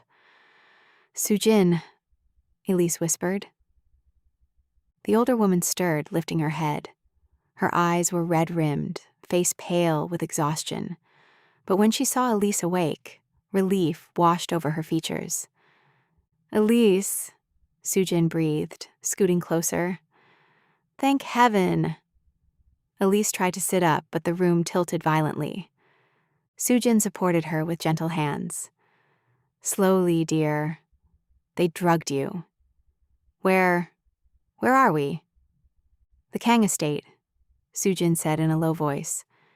"Tae-hyun and Dae-sung's childhood home." Elise swallowed. Her chest tightened painfully as memory slammed into her. The cloth over her mouth, the sickening sweetness, collapsing in the dining room at Modu. "Why are you here?" Elise whispered, panic threading her voice. "He took you, too." Sujin's lips pressed together as she smoothed Elise's hair back. "I tried to protect you. He wouldn't have it." A soft click echoed beyond the metal door. Both women stiffened. Footsteps approached, measured, unhurried, confident. The heavy door squealed open, spilling in a wedge of warm light. Dae-sung stepped inside. He looked immaculate. Hair slicked back, suit flawless. But there was a wildness in his eyes, a hollow gleam that made Elise's stomach twist. She swallowed against another wave of nausea that returned with a vengeance. "Well," he said with a cold, mocking smile, "Sleeping Beauty finally wakes." Elise's pulse hammered. Sujin moved subtly in front of her like a mother shielding a child. Dae-sung's gaze flicked to the older woman, and irritation curled his lip. "Oh, Emo, you can spare me the maternal act," he said lazily. "You chose your side long ago." "Dae-sung," Sujin pleaded, voice trembling. "This isn't you. You're hurting, blinded by grief and anger over things done by men who are gone. Don't." His voice cracked like a whip. "Don't pretend you ever cared about my suffering." Her eyes filled with tears. "You were like a son to me. And yet here you sit," Dae-sung snapped, "waiting for Tae-hyun's rescue like the loyal dog you are." Sujin flinched as if struck. Elise inhaled sharply, anger flickering through her fear. "Leave her alone," she said, voice small but steady. Dae-sung's eyes slid to her. He stepped closer, crouching so their faces were level. Elise fought not to recoil as his gaze dipped to her trembling hands. "You're braver than I expected," he murmured. "Or maybe just stupid." Elise lifted her chin, refusing to give him the satisfaction. "What do you want?" she asked quietly. He smiled, a slow, sickening smile. "I want Tae-hyun to suffer," he said, "deeply, personally, permanently." Her breath caught. "And you..." Dae-sung reached out and traced a cold knuckle down her cheek. Elise jerked away. His smile sharpened. "You are his weakness, his Achilles heel, the thing he will burn the world to protect." He stood, brushing imaginary dust from his jacket sleeve. "So I'm keeping you," he said with terrifying simplicity. You and dear Soo-jin. Until my cousin gives me what I want. Soo-jin's voice shook. Please, Dae-sung, this isn't the way. He ignored her. Instead, he walked toward the door, pausing just as he reached it. Oh, he added lightly, not bothering to turn around. And Elise, don't try to run. I'd hate to have to discipline you. He closed the door gently behind him. The sound echoed like a verdict. Elise finally let the tears spill over, and Soo-jin pulled her close, whispering reassurance she barely heard. Because deep in Elise's chest, beneath the fear and the despair, something darker bloomed. Resolve. She wasn't going to let Dae-sung win. Not today, not ever. The next move.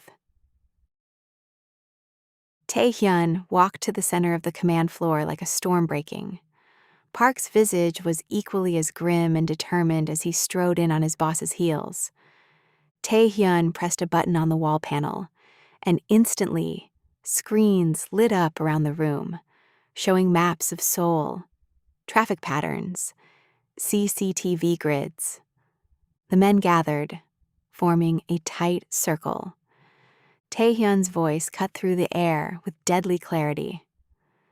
Activate the network. Several men blinked. All of it, sir? All of it, Tae-hyun repeated.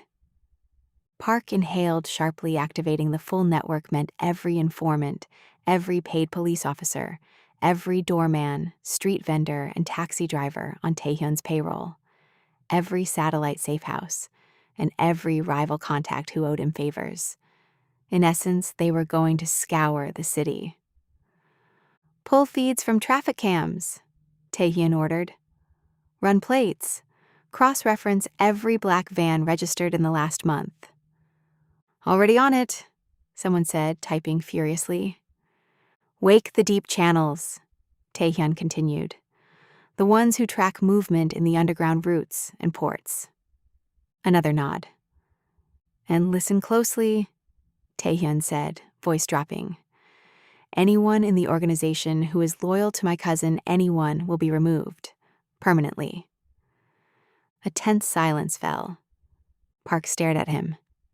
Boss, traitors don't get second chances.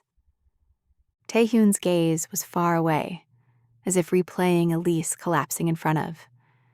Dae-sung's men, something he never even saw, but felt like a knife in his ribs. We find her, Tae-hyun said softly, almost prayer-like, almost broken. We find her before he hurts her. His eyes hardened. And if he already has, he set his jaw. There won't be enough of my cousin left for the council to identify. His men nodded, some grim, some loyal, some afraid. Park clenched his fists, shame burning through him. He swore to himself he'd find Elise first. Tae-hyun turned away, gripping the back of a chair so tightly the leather creaked. Go, he ordered, and the room exploded into motion. Tae-hyun leveled his deadly gaze at his second-in-command. Set up a meeting with Madam G.A. Threats and promises. The meeting was held in a private penthouse suite overlooking the Han River neutral ground, chosen specifically because neither side could hide an advantage there. Tae-hyun entered with Park and 3 senior members of his organization. The room was quiet, except for the hum of air conditioning and the muffled buzz of the city below. Across from him, perfectly composed, sat Madam G.A., the legendary strategist of the Black Serpents, a woman whose reputation for intelligence and cruelty had become the whispered currency of every Seoul backroom. Her hair was a sculpted mass of blue-black lacquer, her face as smooth and pale as a porcelain mask. She wore a suit so finely tailored and so sharply cut that she might have been a blade herself, and she regarded Tae-hyun with a peculiar detachment, as if he were a rare animal presented for her inspection. He felt the scrutiny in her eyes, a subtle, clinical weighing of his posture, the tension in his jaw, the way his hand hovered near the inside pocket of his jacket. She had chosen a seat far from the window, her back to a blank wall, and her lieutenants, 2 men and a woman, all ghost silent, flanked her at discreet intervals. The room was scented with jasmine and ozone, cold air moving in an engineered current that reminded Taehyun of a bank vault. Every surface gleamed. Every detail had been arranged with ruthless calculation. Taehyun Kang, G.A. purred, her lips curving in a smile so faint it barely registered. Her voice was low, modulated, each syllable clipped and precise. I didn't expect you to request a meeting so quickly after last month's unpleasantness. He didn't reply. He didn't sit. Instead, he allowed the silence to stretch, letting his shadow fall long across the polished floor. He watched G.A.'s fingers as they tapped a slow, deliberate rhythm on the arm of her chair. She was waiting for him to blink first. Park and their men stood behind, hands folded in front of them, eyes alert to every shift in body language. A glass of untouched water sat in front of each guest. Taehyun ignored his, and so did she. I appreciate your punctuality, G.A. continued, the smile growing a shade more mischievous. But I suspect you did not summon me merely for the pleasure of my company. The air between them vibrated with the potential for violence. Every word, every glance, was a move on a board that spanned decades and left bodies in its wake.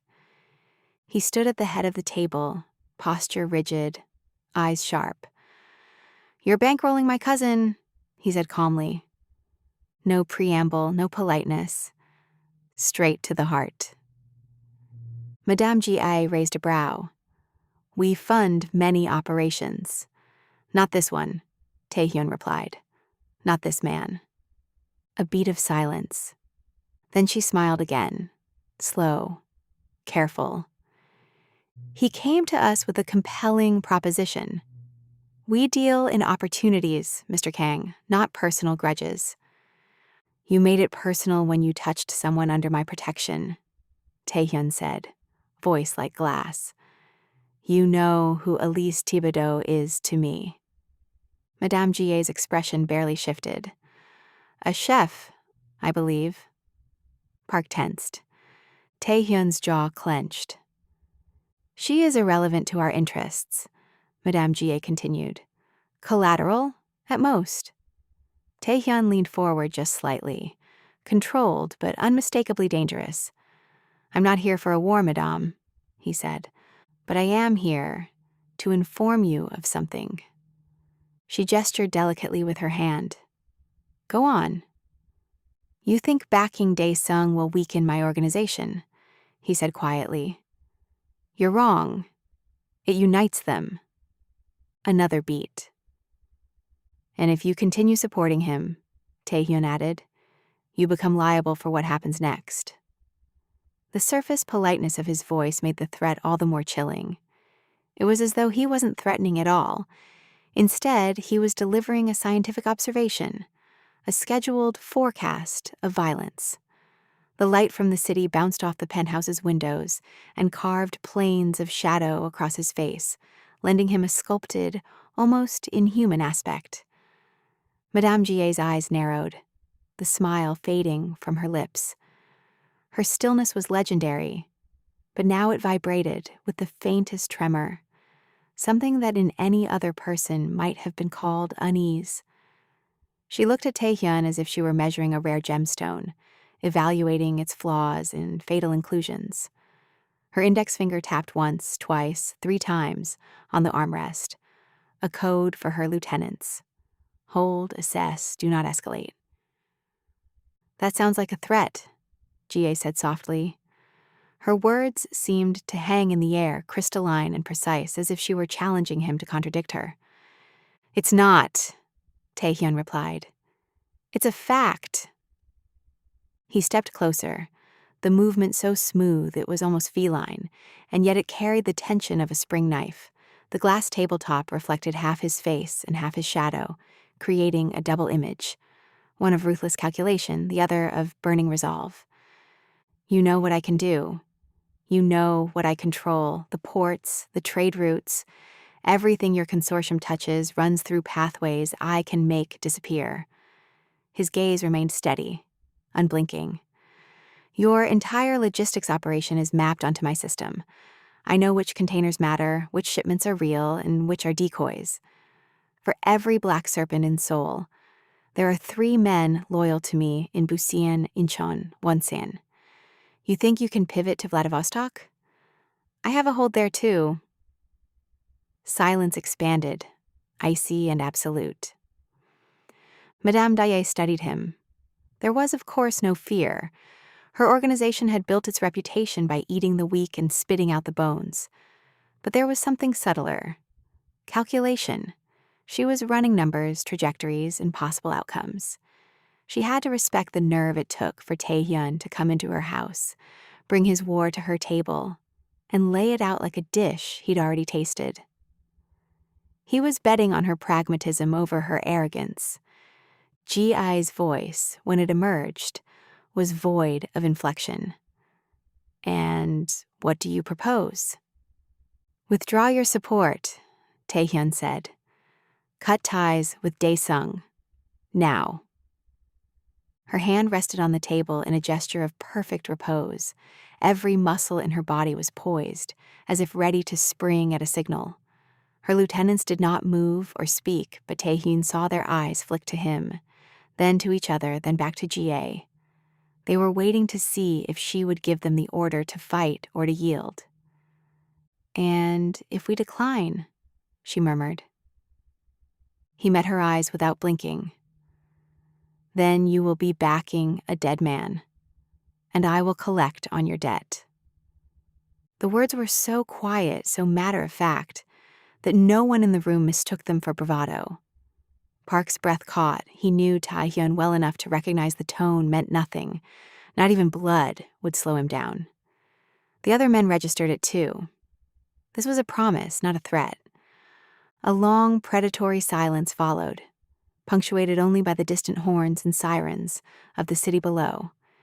Ji-a's gaze lingered on Tae-hyun, then flicked over to Park, then to the 2 men standing at the door. She seemed to see right through them, through the steel and the bluster, to the fear that none of them dared voice. Tae-hyun's hand, still resting by his side, curled into a fist. He had not come here to negotiate.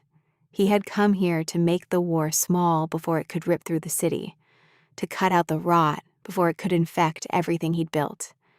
He would never let Elise's fate be decided by anyone but him. G.I. inhaled, slow and deliberate. The blue-black lacquer of her hair caught the light as she straightened, and for the first time that night, she looked almost human. There was a tension in her jaw, a flicker of vulnerability quickly smothered by years of habit. I see, she said. You want Elise Thibodeau returned to you unharmed.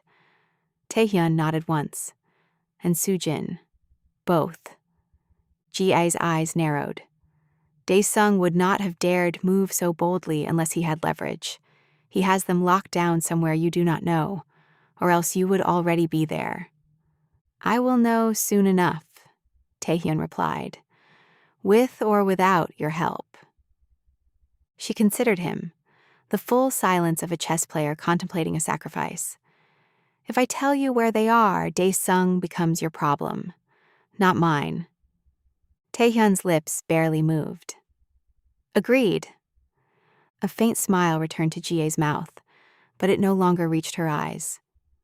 You understand, of course, that when you are finished with your cousin, I will expect an equal return of favor. Tae-hyun's posture did not change, but the temperature in the room seemed to drop. You will have it. Ji-a tapped her fingers once more, a staccato signal. One of her men stepped forward to hand her a slim black folder, which she opened with a flick of her wrist. She slid it across the table with 2 fingers. Taehyun did not hesitate to pick it up. Inside were notes, names, and a location on the far east side of Seoul, scrawled in a neat, feminine hand. He frowned slightly as the final pieces pinpointing Dae-sung's location fell into place. "Delivery as promised," Ji-ae said. "But if you fail to clean this up, the council will do it for you. And you know what that means." Taehyun's eyes hardened. "I clean up my own messes." She simply nodded, the faintest ghost of a smile lingering at the corner of her mouth. For a moment, neither of them spoke. The city's lights continued their silent war against the night, the Han River flowing black and relentless beneath them. G.A.'s expression softened, just enough to acknowledge the cost of what she had done. "You're not your father," she said, voice unexpectedly gentle. "But you are every bit as dangerous as he was. Perhaps more." Taehyun did not acknowledge the compliment, nor did he seem to register it. He turned to Park, nodded, and tucked the folder inside his jacket. The meeting was over. Ji-ae's men swept the room as they left, quick and clinical, as if disinfecting the air of any lingering threat. Park held the elevator for his boss, and as the doors slid shut, Taehyun's jaw was set, his eyes already miles away, calculating the next move, the next murder, the next gamble. It was only when they were safely enclosed, the elevator winding down through the building's gold-lit core, that Park finally found his voice.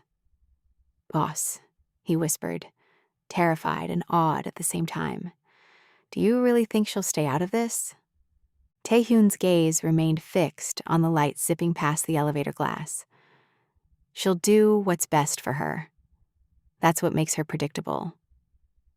He did not uncoil his fists until the elevator reached the lobby. And even then, the tension in his body remained, a wire drawn so tight it seemed he might snap at any second. They hit the street, blending instantly into the Seoul night. 2 men, 1 mission, all the power and anger in the world compressed into a single point of violence. Taehyun's voice, when he finally spoke, was low and final. "That bastard is holding them at the Kang estate. We're going to get them back. And then we're going to finish this." Park's eyebrows shot up in surprise. The Kang estate, Taehyun's childhood home, was a place he never spoke of and never visited. However, Park didn't dare question. He just nodded, falling into step. Neither of them looked back. Elise wasn't sure how long she and Soojin sat in silence, minutes, hours, before the heavy door groaned open again. Dae-sung stepped inside with the deliberate, unhurried poise of a man savoring his own performance. A garment bag, black, expensive, and unfamiliar, hung from one hand, its zipper shining under the bare filament bulb. The moment he entered, the temperature in the room seemed to plummet, and even Soojin, who had not spoken since their ordeal began, drew back as if the mere presence of the bag radiated threat. There was no entourage this time, no posturing guards or sycophants. Dae-sung needed no audience beyond the 2 women he'd already trapped. Elise felt her stomach clench, that intimate premonition of catastrophe, as Dae-sung's gaze slid over them, calculating, amused, and predatory.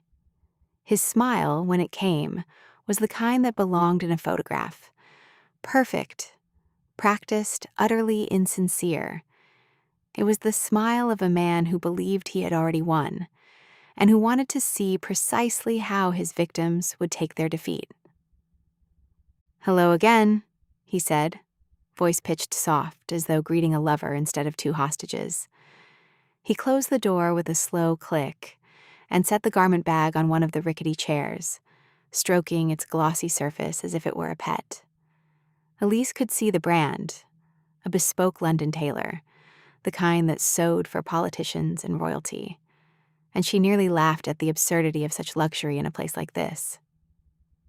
Dae-sung's eyes flicked to Soojin, then to Elise, then back again, as if savoring the symmetry of their fear. He spread his hands, a gesture of mock magnanimity. "I trust you've been comfortable?" he asked, as if the cinderblock walls and stinking mattress were all part of a 5-star experience. Soojin lifted her chin in wordless defiance, but Elise saw the tremor in her hands. He waited for the silence to deepen, to settle like cement. Then he drew the chair around and sat down, crossing one leg over the other with languid grace. The garment bag, now perched on his knee, became the room's center of gravity. "Elise," he said lightly, "come, I brought you something special." He unzipped the garment bag slowly, theatrically. A red dress slipped free, silk, expensive, unmistakably seductive. The kind of dress designed to draw every eye in the room. It made Elise's skin crawl. "I want you to wear this for dinner," he said. "We're having a family reunion." Soojin's hand tightened around Elise's. Elise forced her voice to stay steady. "No." Daesung blinked as if confused by the concept of refusal. Then his smile returned, sharp and thin. "Elise," he said softly, "I wasn't asking." He stepped closer. Soojin rose, placing herself between them. "Leave her alone," she said, her voice trembling but firm. Daesung's jaw tightened. "Sit down, emo." When she didn't move fast enough, he barked, "Sit." Soojin flinched, lowering herself slowly back onto the narrow cot. Daesung turned to Elise again, calmer now. "Put it on." Elise swallowed, lifting her chin. "I'm not." He took one slow step toward her, then another. Daesung's voice was almost unrecognizable in its softness, an intimacy that belonged in the dark hours of morning, in bed, not in this squalid warehouse cell. But to Elise, it tasted of poison. He held up the dress between two fingers, letting the silk slither like a living thing, as if he expected her to gasp in delight rather than recoil. "Elise," he crooned, "I want you looking your best when Taehyun walks in. Imagine it, the look on his face when he sees you, draped in red, sitting at my table. Queen of the evening. My queen." The world seemed to tilt. For a heartbeat, Elise saw herself through Daesung's eyes. A prize on a pedestal, lacquered in sin and shame, a weaponized ornament. The thought of Taehyun's reaction, his pain, his rage, the hot helplessness that would fill his eyes, made her want to retch. But beneath that nausea was a shard of something colder, sharper. The knowledge that this was not about her at all, that she had been recast from person to prop, and the only way out was to refuse the script. Her mouth was sour with humiliation, the aftertaste of every family dinner where she was displayed as a symbol, never a soul. Soojin's breathing quickened at her side, the air between them vibrating with panic and the urge to defend. But Daesung blocked out everything else in the room. He hovered close, the expensive scent of his cologne mixing with the metallic bite of the cinderblock cell. Her voice came out ragged, a near whisper. "That's sick." For a second, something almost human glimmered in his eyes, a flicker of wounded pride quickly snuffed.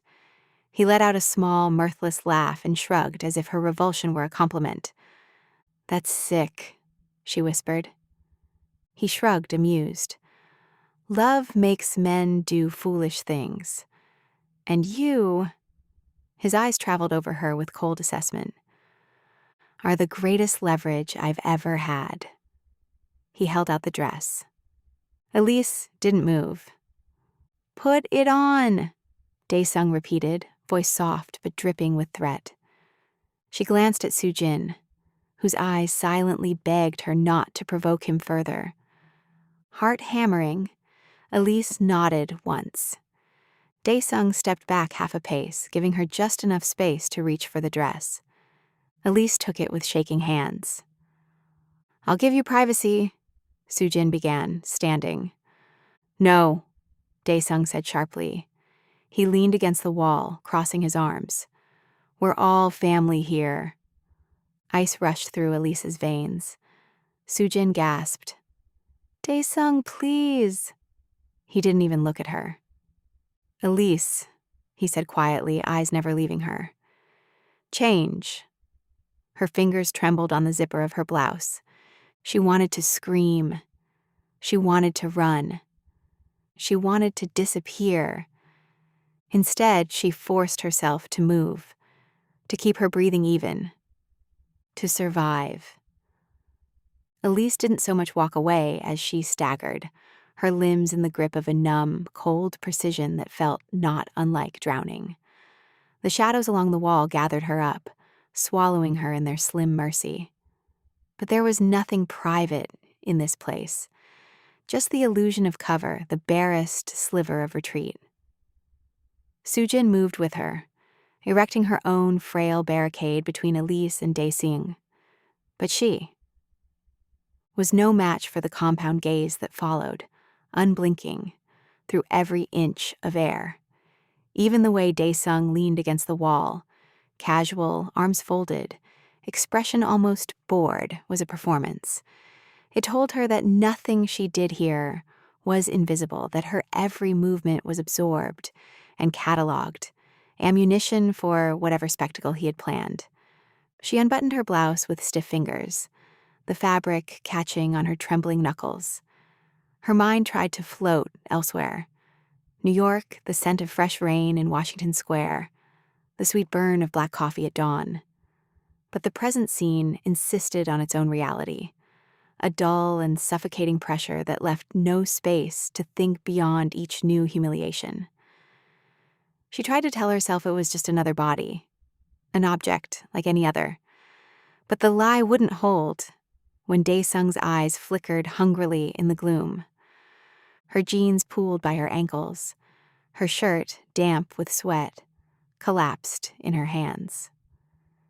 She felt Sujin's breath behind her, the older woman shivering with a mixture of shame and defiance, as if she could will Elise's exposure to be less complete by the force of her own dignity. They both knew it was useless, and that knowledge twisted in Elise's stomach with a sick, frothy heat. She pulled the dress from its hanger. The red color seemed to pulse in the dim light, obscene in both its expense and its hunger for attention. The silk was slick, almost wet, and it clung to her hips and ribs with a shroud-like intimacy. She fumbled with the zipper, the sound of it splitting the quiet like a scream. No matter how she adjusted the straps or tugged at the hem, the dress was engineered to reveal, to amplify every line and angle. She had never felt so naked in her life. When she turned, Daesung's mouth curved into a smile that was pure mathematics, an equation of want and power and calculated cruelty. He took his time with her, eyes dragging up and down as if appraising a painting he had stolen from an enemy's gallery. He stepped forward with a serenity that made her skin crawl, his footsteps echoing just loud enough to remind her that he owned every inch of this space. He reached for her, so slowly she almost flinched before his hand found her. He lifted a lock of her hair between two fingers, smoothing it with a touch so gentle it burned. Elise went rigid, forcing herself to keep breathing, to look at a fixed point on the wall beyond him, and not at the face that hovered so close. She could smell his aftershave, something sharp and herbal, just this side of medicinal, and beneath it the coppery tang of threat. "You clean up beautifully," he murmured, winding the strand around his knuckle and letting it unspool in a slow, deliberate gesture.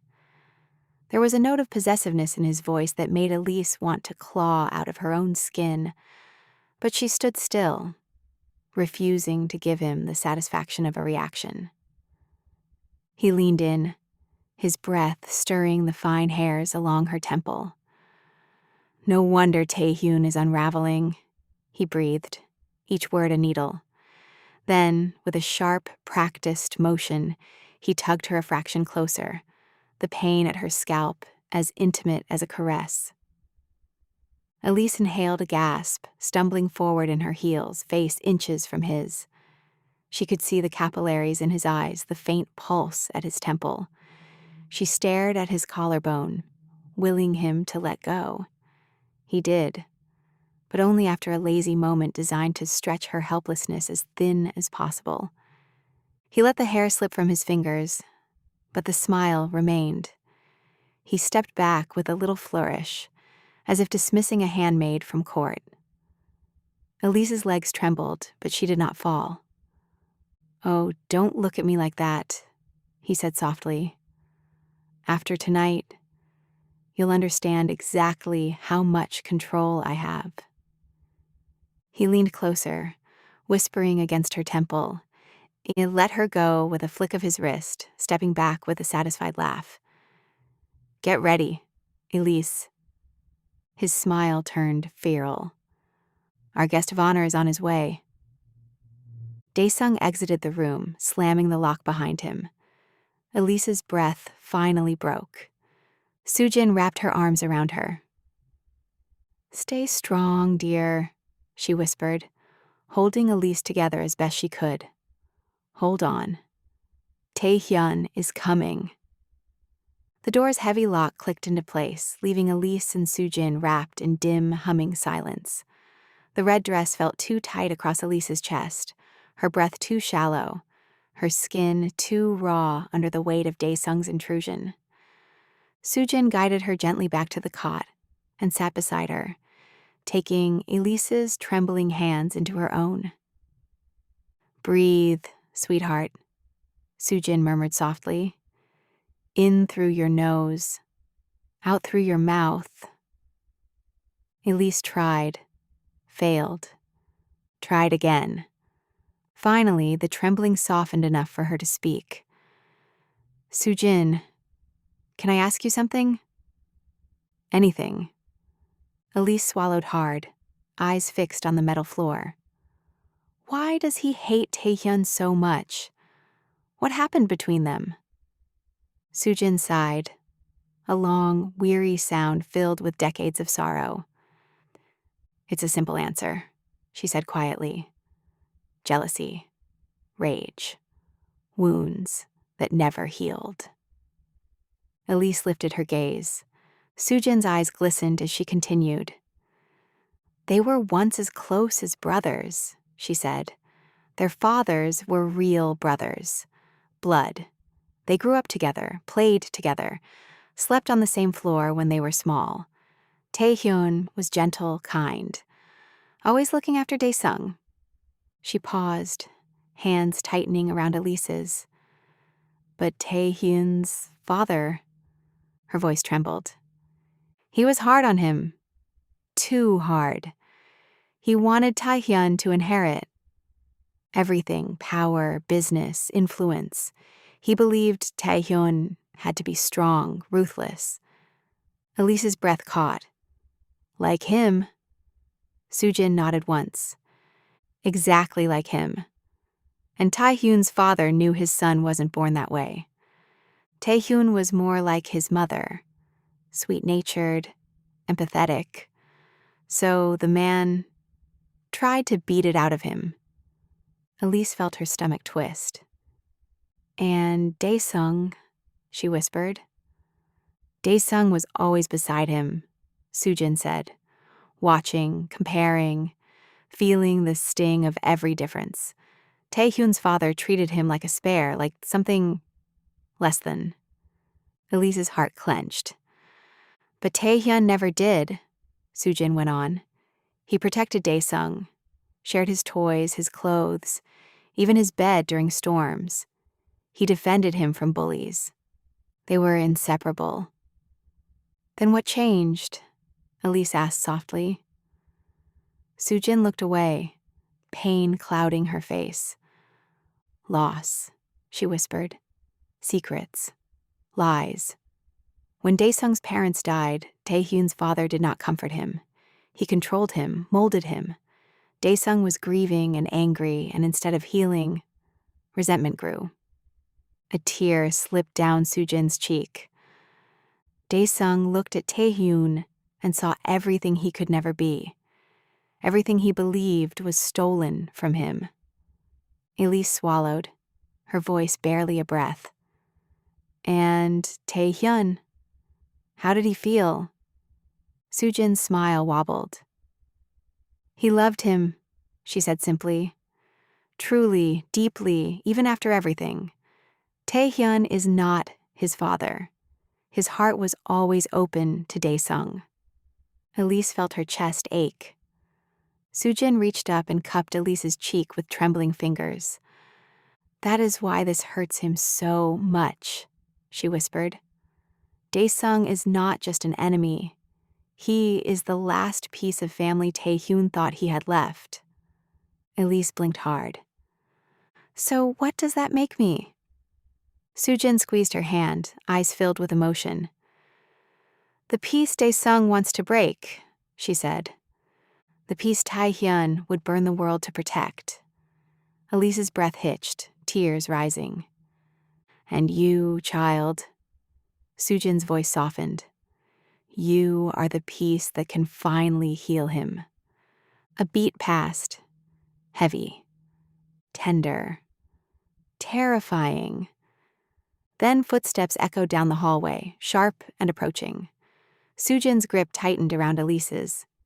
Stay close, she whispered.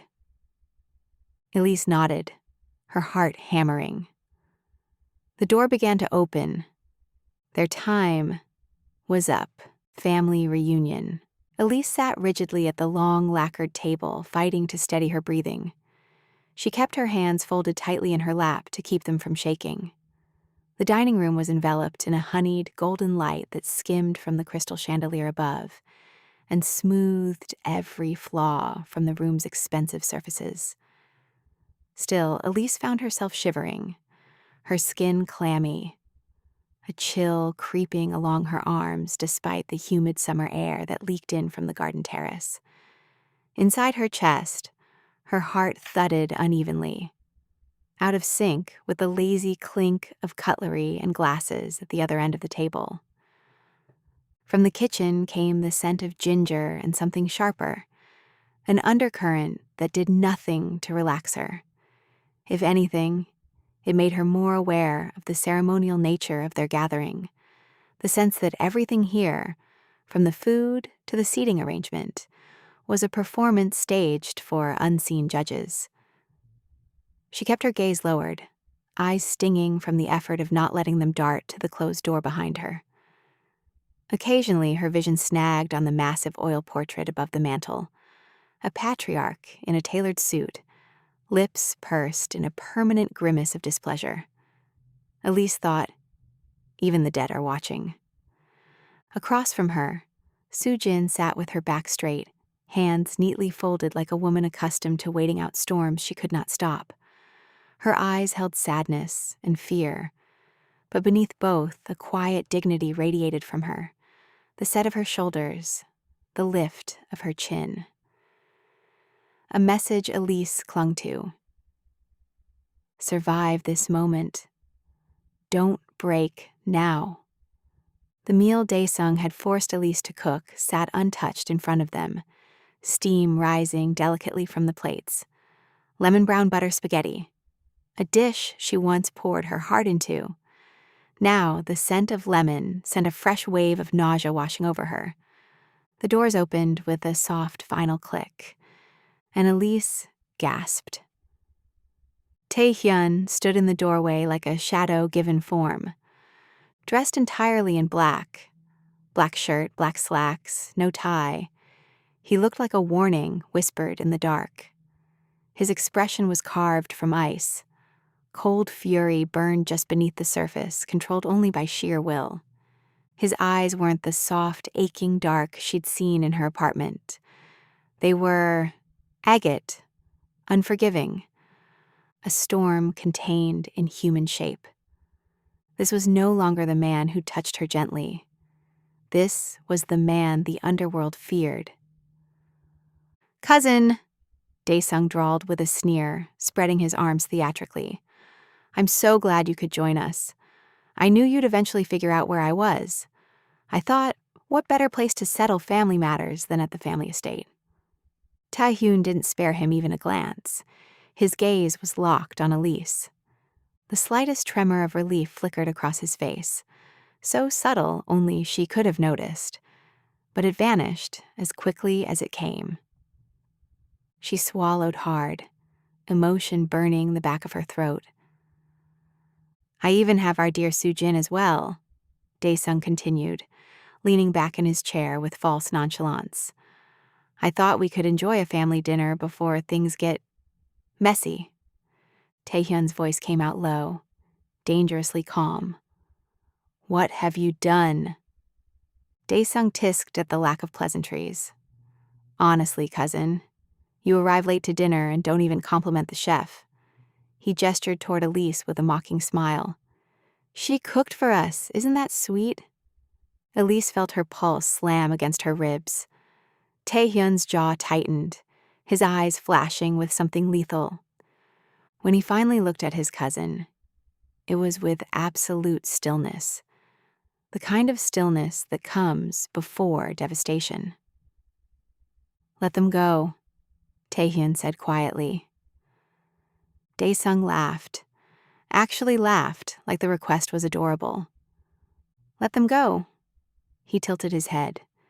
"And why would I do that? We haven't even eaten yet."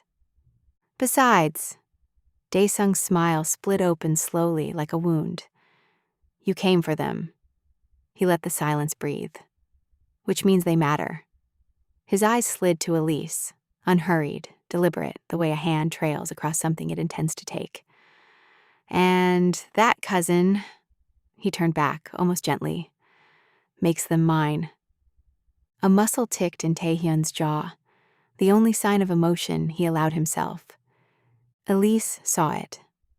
Soo-jin saw it. Daesung delighted in it. "I'm only offering you a family reunion," Daesung said with venomous sweetness. "A chance to sit, eat, and talk like old times." Taehyun took a step forward. Every guard in the room tensed. The lights seemed to flicker. The air thickened. Elise's throat tightened. She whispered his name under her breath, barely audible. "Taehyun!" His eyes flicked to her again. And for a fleeting second, beneath the fury and ice, she saw him. The man who had held her in the quiet morning light. The man who would tear the world apart to reach her. Then the moment passed. Taehyun straightened to his full height, the storm gathering behind his eyes. "You were the closest thing I had to a brother." "I was never your brother," Daesung shouted. The sudden switch from laxity to menace made Elise jump. "I was a prisoner behind enemy lines. My father gave you everything after your parents died." "You mean after he murdered his brother and sister-in-law?" Daesung said, "If he gave me anything, it was to assuage his guilt." "You lie," Taehyun thundered. "Do I?" Daesung asked. "Let's ask Soo-jin. She's always been so good at listening at doors and creeping around like a careful little mouse." Daesung's menacing gaze turned to a shaken Soo-jin, who suddenly looked pale and heartbroken as memories of the dead filled the room. "Soo-jin Imo?" Taehyun questioned, his face haggard with dread. "It's true, Aga," Soo-jin whispered. "Your uncle and his wife started using. On a drug binge, they shared secrets that threatened to destroy your father's empire. Your father gave them one last high they couldn't resist. They overdosed, and he covered it up with a freak accident. It's what drove your mother." Elise's hands flew to her mouth in grief, to stifle the pain of what she'd just heard. Soo-jin turned to Daesung with pleading in her eyes. "Daesung, Taehyun, he isn't his father. Daesung tipped his head back, savoring the silence that followed Soojin's confession. He took his time, letting the discomfort bloom and spread, gaining strength from the terror in the room. When he spoke, his voice was flat and cold, betraying none of the pleasure he took in the moment, only the deadly intent behind it. "I'm counting on it," he said, his lips curling just enough to bare his teeth. There was no longer any attempt at pretense, no more mockery draped over his words. What emerged was raw, undiluted hatred honed to a razor's edge. "You want to know what I want, cousin? It isn't forgiveness, it isn't a seat at your table. I want you ruined. I want you crawling on your hands and knees through the dirt you once made me eat, begging for crumbs. I want to watch you lose every last thing you ever pretended to care about." He paced the perimeter of the dining room, his movements sharp and predatory, as if he was stalking the memory of his own pain. "But most of all, I want you to know what it means to have your life twisted out of shape by someone stronger, more clever, less sentimental." His gaze snapped to Elise, pinning her like a nail through a butterfly's wing. "She'll be my proof. The woman who made you weak. The woman you would have burned down the syndicate to protect. She's going to be the symbol of your defeat. She'll sit at my right hand. She'll bear my children and raise them in my name. My legacy will be built on the crushed bones of yours." Elise recoiled as if struck, bile rising in her throat. Soojin tried to reach for her, but her hand froze midair, knowing it would only make things worse. Daesung smiled, a thin, bloodless stripe. "You never understood what it means to lead, cousin. You thought love was a shield. It's a liability. It's a leverage for men like me." He leaned in, so close Elise was afraid he might strike. "If you want to save them, you'll have to. Lose yourself first. I'll take your woman, your precious emo, your loyalists, your city. I'll feast on your bones." He straightened, the room seeming to shrink around him. "You want vengeance," he spat. "But you were never hungry enough. I am, and I always have been." For a heartbeat, the room was silent. No one breathed. No one moved. Elise felt the world tilt under her feet, her stomach dropping into a bottomless void. "The woman you love belong to me. Have my babies." Her skin turned ice cold. Across the table, Soojin choked on a small cry, one trembling hand covering her heart. But Taehyun didn't move. He stood utterly still, like a statue carved from black stone, the storm inside him so violent that the only way it could exist was through absolute control. Then he inhaled. Slow, shallow, lethal. "Daesung," Taehyun said quietly, "you speak of vengeance, of claiming what is mine, of repeating the sins of the men who raised us." A beat. His eyes flicked to Elise, and something inside him snapped. When he looked back at his cousin, his voice was no longer calm. It was dead. "You will not touch her." Daesung's words. "I want the woman you love. Have my babies. I want to break you." Still hung in the air when all hell broke loose. Taehyun didn't move, didn't blink. But the room did. One of Daesung's guards twitched, just a fraction. A gun was drawn. Too fast. Too reckless. Taehyun's men reacted instantly. A chair scraped. A shouted order cracked through the air. And then chaos. Guards surged toward one another in a storm of motion. Shouts, grunts, the thud of bodies colliding. The sound was deafening. Elise was shoved hard to the floor as someone barreled past her. She gasped, palms scraping the lacquered wood, her head spinning. "Elise!" Taehyun's voice tore through the noise, but there was no time to look for him. She lifted her head, just in time to see Dae-sung rise, eyes wild and triumphant. In his hand, a gun, pointed straight at Taehyun. "No!" Elise screamed. Taehyun didn't see it. He was fighting off two guards at once, turning just as Dae-sung aimed. Elise's heartbeat slammed into her ribs. Everything slowed, blurred, sharpened all at once. Near her, a downed guard, a pistol half under his arm, gleaming dully under the chandelier's fractured light. Without thinking, without breathing, Elise scrambled toward it. Her fingers closed around the cold metal. It felt heavier than she expected. Too real. Across the room, Dae-sung's finger tightened on the trigger. "Tae-hyun!" she cried. He whipped around, eyes widening at the sight of the gun leveled at him. He moved. But Elise moved faster. She stood, arms shaking, hands trembling. "Dae-sung," her voice cracked, but it carried. "Stop." His head snapped toward her.